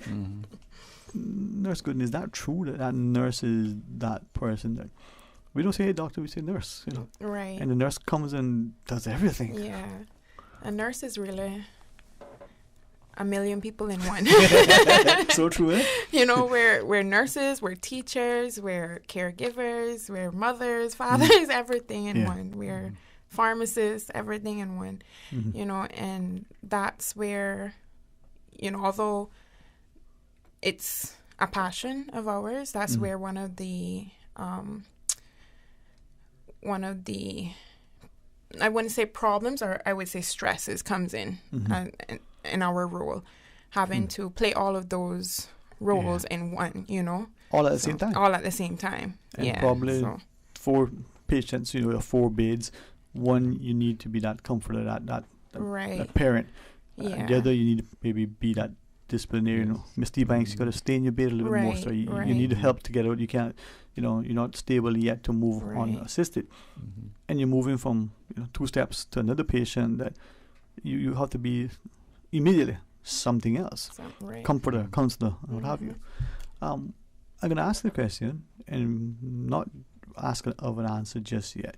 But when we come back from our news break, many of us get into professions because our teachers encourage us. It may have been what our parents were pushing us. It may be what our parents did or some other influential person. And so we wanted to be just like that person. We wanted to be the carpenter like our uncles, or we wanted to be the airline pilot like our auntie. There are different things. So the question is, for me, being in nurse or in the medical field, but a nurse in particular, is a calling. It's something that you gravitate because it's just pulling you. It's a calling. Very directly and deliberate and specific act, why did you become a nurse? What was that impetus, the motivating thing? It could be, a friend. Her calling was, because she saw a need in a particular thing that wasn't being assisted, and she wanted to find a cure for it and whichever. So that's why she divorced her study.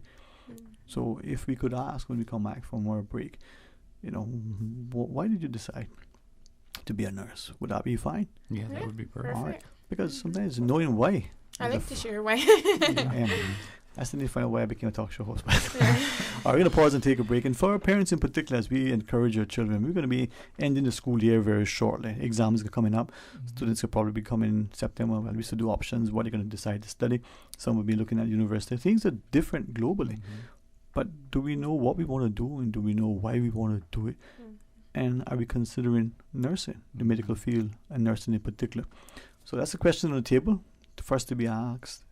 Nurse Gooden? Sure. We'll do that. Yeah. All right. Do it. When we come back, you want to hear the answer? Well, stay tuned for Talk Today. Satisfaction is guaranteed 24 hours a day, whether it's music or information. From Grand Cayman to Cayman Brac to Little Cayman, we've got you covered. You ever hear a thing like that? Radio Cayman in the Cayman Islands. Today's biggest news. Radio Cayman, your voice, your choice. Local, regional, international. This is Headlines from Radio Cayman's newsroom. Today's biggest news. From Radio Cayman's newsroom, I'm Shanda Gallego with your latest headlines. After several weeks of training, 16 fire officers have completed a revalidation of their aviation certification. The training included a written exam and a practical component on the Fire Services Aviation Training Groups that simulated an aviation emergency. These were delivered by an instructor from the Newcastle International Training Academy. Turning to international news now, Queen Elizabeth II carried out her first major engagement since the funeral of her husband, Prince Philip, on Tuesday, unveiling the UK government's legislative agenda and confirming plans to ban LGBTQ conversion therapy in a formal ceremony at the Houses of Parliament. The Queen opened a new session of Parliament and read aloud UK Prime Minister Boris Johnson's priorities in a ceremonial event that until a few years ago she had routinely attended with her husband. Kids as young as 12 will soon be able to get the Pfizer-BioNTech COVID-19 vaccine in the United States, marking another milestone in the country's already record-breaking vaccination campaign. The U.S. Food and Drug Administration expanded emergency use authorization for the Pfizer shot to include young people aged 12 to 15 on Monday, making it the first coronavirus vaccine authorized for younger teens and adolescents. States will be given the go-ahead to administer the shot to the new age group as soon as the U.S. Centers for Disease Disease Control and Prevention gives its final approval, expected Wednesday, although doctors who already have doses on hand can use their discretion in using them before that. And it's 40 years since legendary reggae singer Bob Marley died of cancer in Miami, aged 36, on May 11th, 1981. The musician is one of the most celebrated and recognized artists in music history, with hits including No Woman, No Cry, One Love, and Redemption Song. Marley's last live performance in the UK was on July 13th, 1980. Marley died the following year as a result of cancer, which he had been diagnosed with in 1977. He was buried in his Jamaican birthplace of the Village, 9 Mile. Those are your latest headlines here on Radio Cayman. I'm Shanda Gallego. For the latest in news and information, follow Radio Cayman on social media, Facebook, Instagram, Twitter. Download the Radio Cayman app or log on to our website, radiocayman.gov.ky. At Subway, we know a meal isn't quite complete without a side, and that's why we're introducing waffle fries. Subway's waffle fries are oven-baked softness with extra crispy edge, giving a satisfying taste to be enjoyed as is or in any of Subway's dipping sauces. Order waffle fries as a side item for $2 or make it a meal deal. Subway, eat fresh. Busy. Feel like there's not just enough hours in the day. Savannah Pharmacy, service to make your life easier. Now you can WhatsApp your prescription order to 929-5045. And pickup is just around the corner with everything your family needs and convenient opening hours including Sundays and holidays. WhatsApp your prescription order to 929-5045. Savannah Pharmacy, wholesome values with modern conveniences. Explore your history. Explore your land. Explore your sister islands, the ultimate staycation experience. Your culture, your freedom, the land that time forgot isn't gone. It's your sister islands. Discover all that our sister islands have to offer. The Cayman Islands Chamber of Commerce Pension Plan. We're here for you. Please be advised that the pension contribution holiday has been extended until 30th of June 2021. Employers and plan members should ensure arrangements are in place for salary deductions and remittance following this date. The Cayman Islands Chamber of Commerce Pension Plan, keeping you informed. For further information, visit chamberpensions.ky, and for information as it happens, follow us on Facebook, LinkedIn, or Instagram. Email admin@pensions.ky or call 745-7630. We're here for you. I'm looking for a new pizza joint with that perfect crust.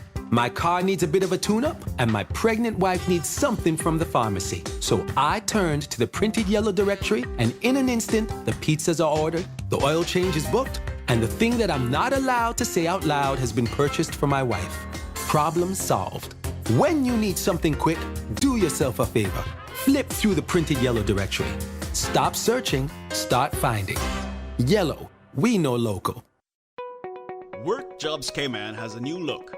Registered users can now experience a more user-friendly platform, allowing for easier registration and posting of job ads. To see and experience the new look today, visit www.work.ky. That's WORC.ky. Talk today. But I do have some questions.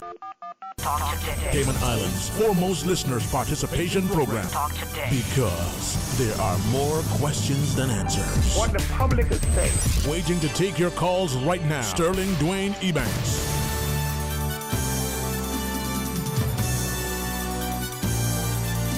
Good afternoon and welcome back, and thanks for joining us. Thanks to the Health Services Authority for allowing us to be able to, through them and with their colleagues and the entire staff, to remind us of there's so many varied sort of professional careers or opportunities within the health services field.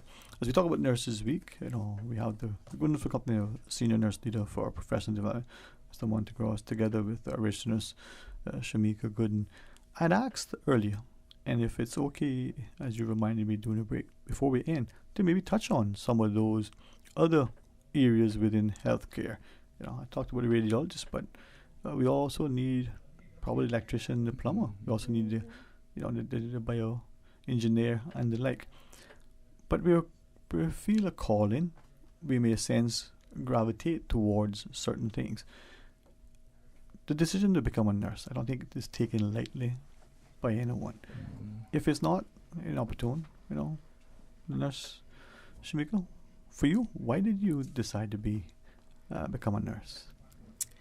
Well, really from as long as I could have remembered, from a tender age of 5, I remembered.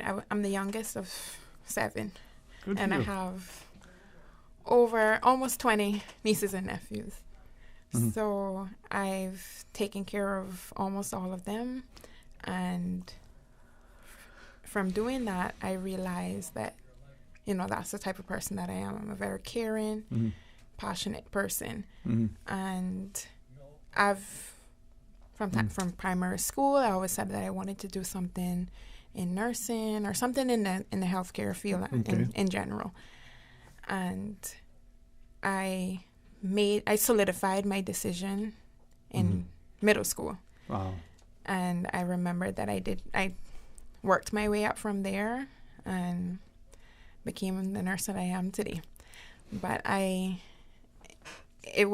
never had another career option in mind. Always wanted to be. Always wanted to be a nurse.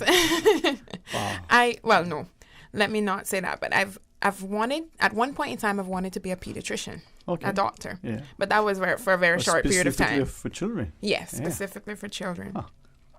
And what made me realize that I wanted to be a nurse was when I did the nursing assistant course, or now called healthcare aid. They're called healthcare aides at the hospital now. I did that course and I realized that, as a nurse, you're working one-on-one with the patients. I mean, yes, everybody in the healthcare field in general are very important, but you build a rapport, you build a relationship with your patient as a nurse. So you're not just seeing them for 5 minutes of the day and that's it. You're seeing them for 12 hours of the day. The whole shift. The whole entire shift. Yeah. You're, like we mentioned before, you're everything to that patient during your shift, You're their pharmacist, you're their nurse, you're their counselor, psychologist, everything in one. And to me, even though it's hard work, I love it, and that became my passion. Yeah, it's very rewarding. So thank you for pursuing it, man. Because sometimes we lumber through life, as it were, and never really find a passion. Right? That's true. For you, Sawante? Well, Mike, this month I begin my 30th year as a nurse. Wow. And it's not my first career choice. And if you would have asked me 30 years ago, before I started nursing school, if I was going to be a nurse, I would have said, you're crazy. Wow. In high school, I started working in photography, and my first degree was in communication. So I started photojournalism and photography. But I was also in the military, and then I started working with Patriot missiles. And after 4 years, I got out of the military and started thinking about going back into photography. But the environment that I was living in at the time was not conducive for employment. So I did a number of odd jobs, and the local hospital at the University of Virginia needed a porter. So I accepted a job at the hospital transporting patients from one department to another. And over a short period of time, the nurses started coming up to me just unexpectedly saying, you should become a nurse. And this pattern kept happening. And I said, well, somebody's trying to tell me something. How am I listening? And I checked at the university, and they happened to have a program in connection with the hospital where I could work at the hospital as a nursing assistant and go through the program and become a registered nurse and have a guaranteed job at the end of it. And to me, that was a win-win situation. It was a no-brainer. So I love working with patients and the connection you get with people, finding out their stories. I've worked with generals, I've worked with movie stars, I've worked with homeless people in multiple countries, and it's just a warm feeling you get from working and helping people. is why I like to be a nurse. If I maybe can ask briefly, because the training and education, I think many of us sometimes don't appreciate, how involved in depth it is, and the sacrifice is very much like, but it's more than. Could be, if it's okay, share some of that with us, because I think we need to appreciate that there's a high skill set in terms of the competence. There's obviously very evident the compassion, the love for others, the desire to serve and to give, but there has to be a competence, because as you shared, Shamika, you're everything. The pharmacist, you got to make sure that what I ordered is what I given, and so on, right? So the training, the 4-year course initially, while you're working, or there's different programs or pathways into nursing, but the traditional one is a 4-year degree, and it's not an easy. Not at all. A lot of sciences. And then there's social. Very demanding. Very demanding. Very demanding. Most of us need to put our social life on hold for a period of time. Oh, yes. I'm not going to go there. There's so much for a balanced life. No.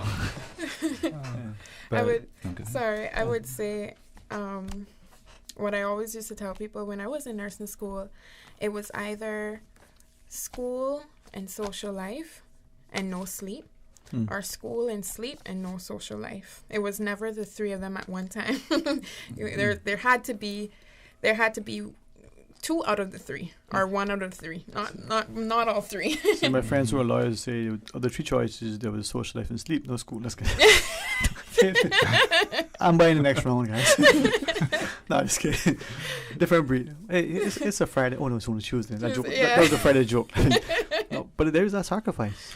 Right? Yeah. But the other thing that's very important, and you don't want to forget, it's not ending when you graduate. Right. It is lifelong learning, and that's where a lot of people forget. You just can't continue to practice as you were taught in school. Many of the textbooks and resources that are used in even the most modern schools were published years ago.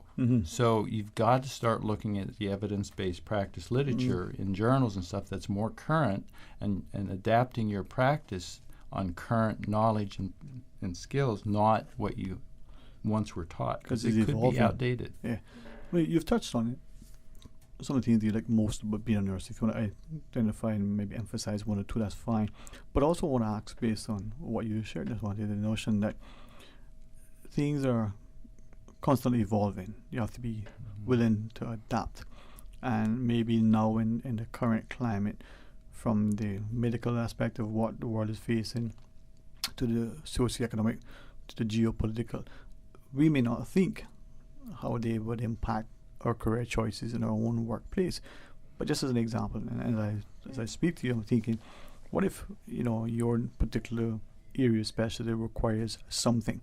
It doesn't have to be anything that's life-saving or crucial, but what if the logistics of getting that thing in order to help your patient, maybe a dietary need, maybe it's a particular drug or so on, that could be delayed, or sometimes inaccessible. And then there you have the pressures, and nurse, my patient needs this, and what if that thing was always available to you? So from that perspective, maybe first, is there 1 thing or 2 things about being a nurse that you really, really, really like, that particular thing that you like most? And then are there particular challenges, especially now with this COVID? That's one thing. If I understand your question right, the skill that nurses need is the ability to adapt. So it's not unusual not to have something that you would really like to have, but working with team members, calling your network of the pharmacist or your biomed person or facilities or your dietary person, this is what I'm trying to accomplish. What do you have in the meantime that I can use to get through this period until the correct item arrives? Right. Is that what you're asking? Part of that too. I mean, those are the challenges, but there are other things that may be going on now equally that you face. Are there things that make the particular, because of the environment, make the job that much more challenging? We can see, say for in construction, you don't have the particular building material that you have ordered or would normally use. you got to pivot. You got to figure, well, can I use this instead? Yeah, right now the shipment of things is delayed a little bit, and some things are just not being shipped from certain countries to provide us. So we're having to source those items from different companies, different countries, or do without. Are there particular challenges that nurses are facing now that maybe more so we gather from statistics that there's a nursing shortage fairly globally? Right. More of us need to appreciate that and get in, but good, competent, very, very committed people are in short supply anyway. One of the socioeconomic things that's happened over the years is the movement away from nursing from females, because nursing traditionally is a female. Whenever I was in nursing school, I was 3 of 100 students. Wow. 3 males. 3 males. Wow. So 3% of globally were males, but over the last 20, 30 years, that number has gone up because males are finding that it's a good career choice. And so slowly, overcoming some prejudice and mindsets of culture, more men are getting into nursing. Personally, it was very unusual for me not to be on a unit and somebody else coming up and telling me, boy, I wish we had more male nurses in on our unit, because it's good to have a mixture, females and different skill sets, different sort of approaches to things, and we look at and like you, sorry, just to stick a pin, you mentioned, Mrs. Sterling, that we're currently evolving, and I know traditionally you would find more females wanting to have female nurses and female doctors and whatnot, but in modern times now, you have a lot of patients who, again, female patients who would rather male nurses or male doctors, and not only that, we have a larger amount of patients who are either bedridden or something like that. So because it's more of a female dominant physically demanding aspect, right? It's very physically demanding. So male nurses are very much in demand. With having to take that strain off of, or help assist us in that physical strain. So, if it's okay, and not expecting you to have an answer, but share if you wish an opinion, we're glad that there's a shift socially, that there's the acceptance, there's the encouragement and the nurturing, and hopefully as we move away from the mindsets that may have been inculcated over centuries, we're realizing that in recent decades that we're changing. You can be this thing, doesn't matter if you're male or female or a West Bayer. You can be it. You just have to know it's there and want to pursue it. Right. Is there in your mind something that it may have been happening regionally or globally that says, hey, come on, man, nursing, just like women can be pilots, everybody can be a chef. You can do this thing. Let not the fact that you're, male, female, or tall or short or whatever, if it's what you want to do, you can do it. Is there something that's happening that you think may inviting more men to look at nursing as the wonderful, rewarding, career that it is? I would say just the role modeling that's happening, that you see, if you go into many hospitals, you're seeing many male nurses showing up to work. And just the more that's seen in society, the more accepted it is becoming over time. Yeah. And I think, I don't watch TV very much, but I think makes some two of of us. Makes 3 of us. Thank you. I don't feel so bad now. But you are right. The media plays a role. I am convinced that. Probably tell people, I was watching TV then, but there's a show, L.A. Law, or my friends say La Law. No, it was L.A. Law. I honestly believe that inspired more people to look at law school. Well, it's like going back to my time when I was young. There was a TV show called Emergency that was two paramedics. Yeah. And I didn't share this earlier, but one of the things when I was going through my first degree in communication, I volunteered for a rescue squad because I was so enamored with the Emergency TV show, and I fell in love with it. I ended up becoming the chief of the rescue squad over that 4-year period. And once I graduated and went to the military, I kind of forgot about it, thought that was the end of my chapter.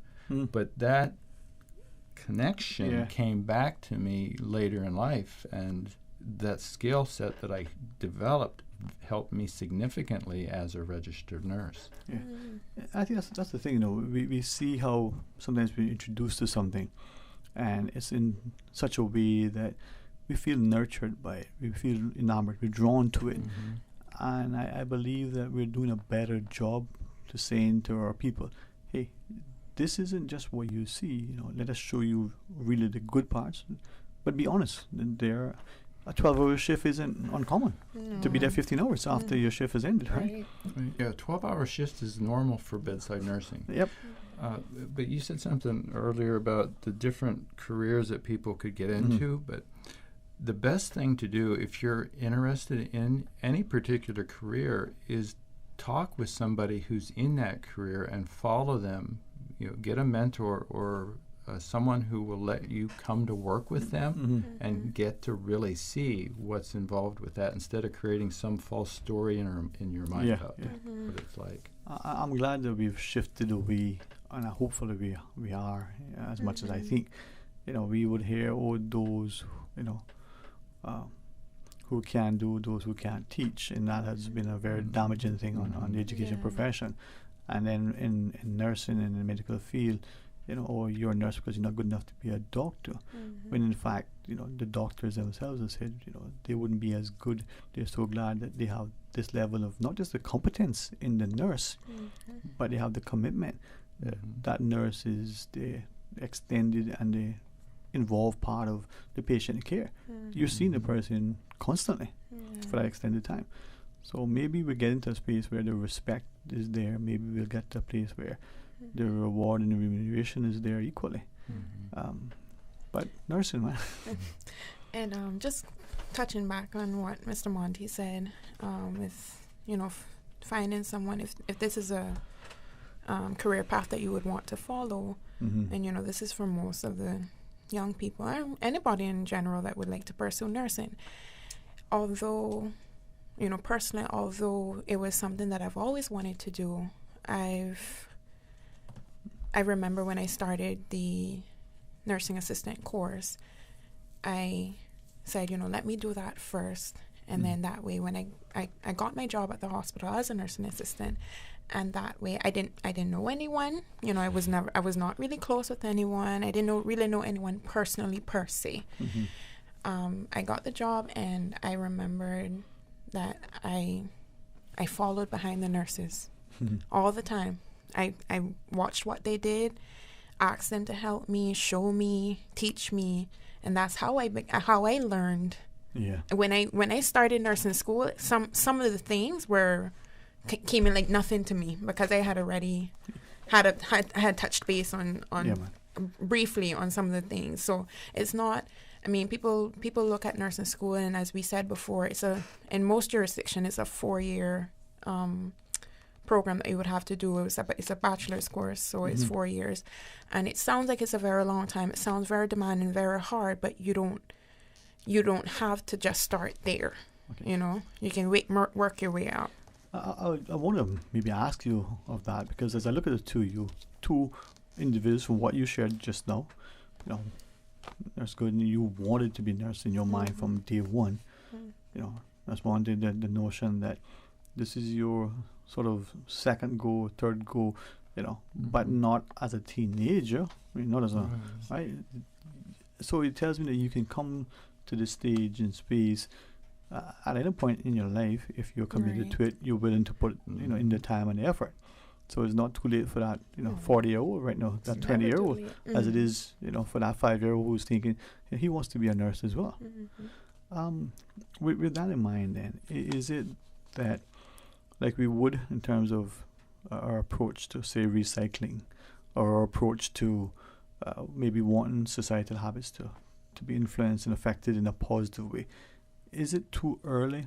And this is not so much to inform policy, but again, if you don't feel laid by the question, is it too early to say to our school children, to our young people, come into the hospitals, come into the career and be introduced to at the very least, not just on a career day, not just in one's every blue moon. Do you know that this is what a nurse is, or this is what the healthcare sector is like? Is it too early to start, you think? That's one thing. No, I think the more exposure people get, if it's done in a right manner, is good. I wouldn't expose a young child to some traumatic event. Just say, hey, do you like it? That might be a little bit. I would do drawing of blood, for instance. Or code in the middle of a code or something. But I think gradually over time, and I think people are individuals, and to make broad statements about when someone should be or should not be exposed to something, it's kind of hard to say, but I think it's up to the parent or the guardian of that child to look at and say, what's right for you when? I think we can sometimes sense from our children, whether we're teachers or parents, that there's an inkling there. How do we help to nurture that? The child that goes to the football, wakes up with it, she might like football. The child that particularly picks up medical journals and reads may not necessarily understand all, but may have a penchant for that.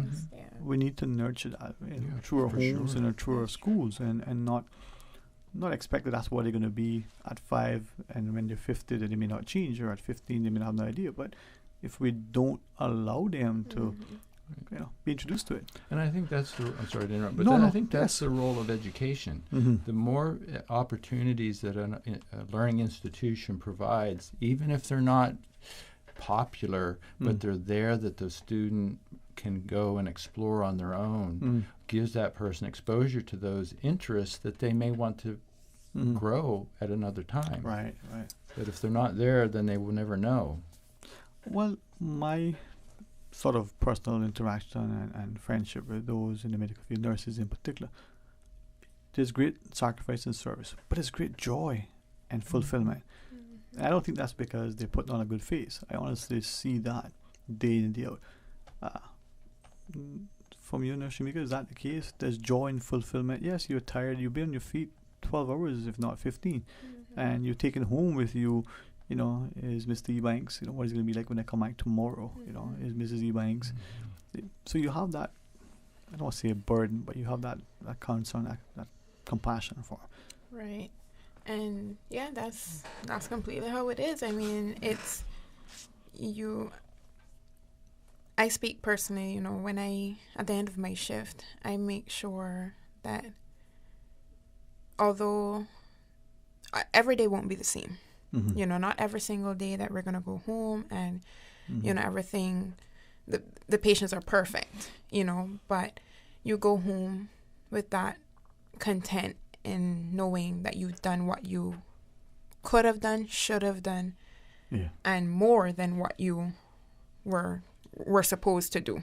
You go home feeling content and happy that you were able to put a smile on a patient's face, or you were able to get him or her better in just that small amount of time, or are better to some extent in that small amount of time. And you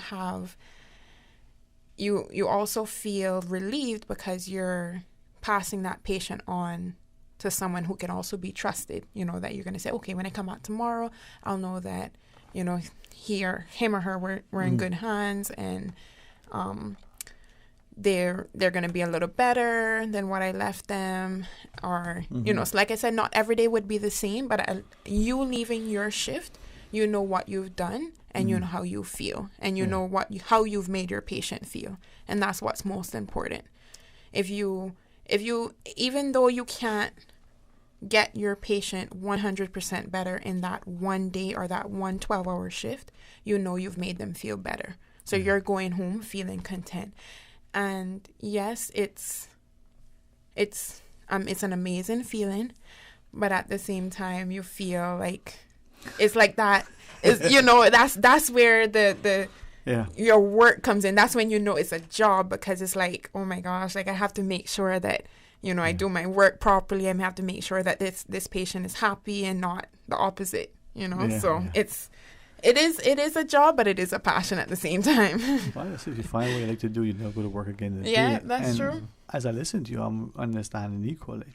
You're learning day in and day out. It's a lifelong pursuit, a desire to acquire knowledge and to apply it. Right. And like in this initial days of study where you look at your textbooks and you do it, it's also practical. I mean, do you have a nurse's week called practicum? Just even in that alone tells you. So that hands-on for those of us. Maybe in closing, I'll ask perhaps, first through you, Nurse Monty, the idea of, are there particular attributes, we've alluded to them, are there particular attributes that a nurse should possess, or a person who's thinking of becoming a nurse should evaluate and say, do I have these things? Or you can learn them. You don't, an accountant is an accountant, although, I don't want to say anybody can't learn anything. I think, if you don't have a strength, that you can develop it. But overall, I think caring, wanting to do the best you can, being flexible, an excellent communicator, educator. What else? In addition to what Mr. Monty said, I just want to mention as well our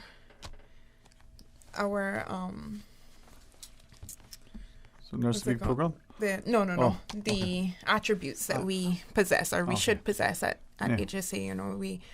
We need to possess respect, responsibility, integrity, care, and excellence. So you have to make sure that you have respect for yourself and for others. You have you're a responsible person, and because as a nurse, you have to be responsible for yourself, and you have to be responsible for the lives of others. So other people's lives are in your hands. You have to possess integrity as well. You have to be a caring person. We've touched base on that. And that also, compassion is also combines with that as well. And just excellence in general. You have to, not before a person even talks to someone, we learn in nursing school that you assess a patient first. So that's just by looking at the patient. So someone sees you, they look at how you dress, how you act, how you talk, just basically how you portray yourself. So, they just have to make sure that you are a person of integrity. I'll repeat that word again. As I listen to you, we have one maybe comment to share from our listeners, and this comes in the WhatsApp. So it's great to hear about the careers in nursing. There is, as we shared, there is a shortage of nurses worldwide as well as in Cayman.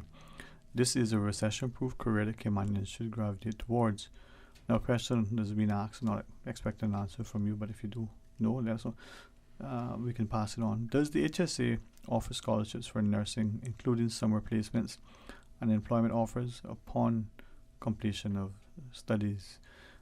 I know that there's some. We have the transition to practice program that once a person graduates from UCCI, we will interview them and see if we can hire them, but if given the number of positions that we have and the number of preceptors that we have available. So that is available. And there's also the summer internship programs as well that I'm aware of at the hospital. And I think they're actually accepting applications now as well, right? So. And those are for, I think they're between the ages of, I don't remember the exact age range, but you don't need any specific qualifications. We had them on the other day, and they've limited the number this year but they've also extended the period of time. So I guess anyone looking at it, hsa.ky or even just call up the HSA. Right. And now that, school will be closing soon for summer, a lot of students should try to definitely gravitate to that. They should, man. It's and it's not only in nursing. There's internships are right around the hospital as well. It's not just, right at the bedside or... HR, finance, biomed, all those are opportunities. It's an amazing field, and I don't think that sometimes we, as educators, as parents, just the wider public, appreciate, how much it is. I mean, the HSA alone has close to 1,000 employees in total, and yet we don't necessarily understand that runs across everything in order to make that space and place function. But yet, if we see an absence of one area or insufficient number of people in that area, we can see the consequence. So it's interesting. I want to thank you, not again only for being nurses and for what you do, but for coming and share with us. And as you celebrate Nurses Week, maybe you'll encourage other people to understand that it's not just a sacrifice and a service, but there's also a great reward that you feel, and that fulfillment and joy. Money can't buy that. That's true. That's true. Even if it may choose you. Yeah, it's more than a paycheck. Yeah. That's what I say about this job too. Yeah. But thank you all. Thank you for having us. It was truly a pleasure. Please enjoy the rest of today, and may the week be, not just rewarding and rejuvenating, but a reminder of who you are, why you are, and where you are. Thanks very much. Thank you very much. All right, to our listeners, tomorrow's another day as we invite you to be a part of it. Maybe we can find how we can not just say things together and share together, but find a way to smile. And we had rescheduled our monthly Mental Health Matters show. So it's going to, according to my calendar, transpire tomorrow. Again, a focus on the wellness and health of our people. We want you to go about the community and be of great cheer and of service and to feel the blessings. Until tomorrow. Talk Today is brought to you by Subway, open 24 hours in Countryside, Anderson Square in Georgetown, and Centennial Towers in West Bay. And by the Ministry of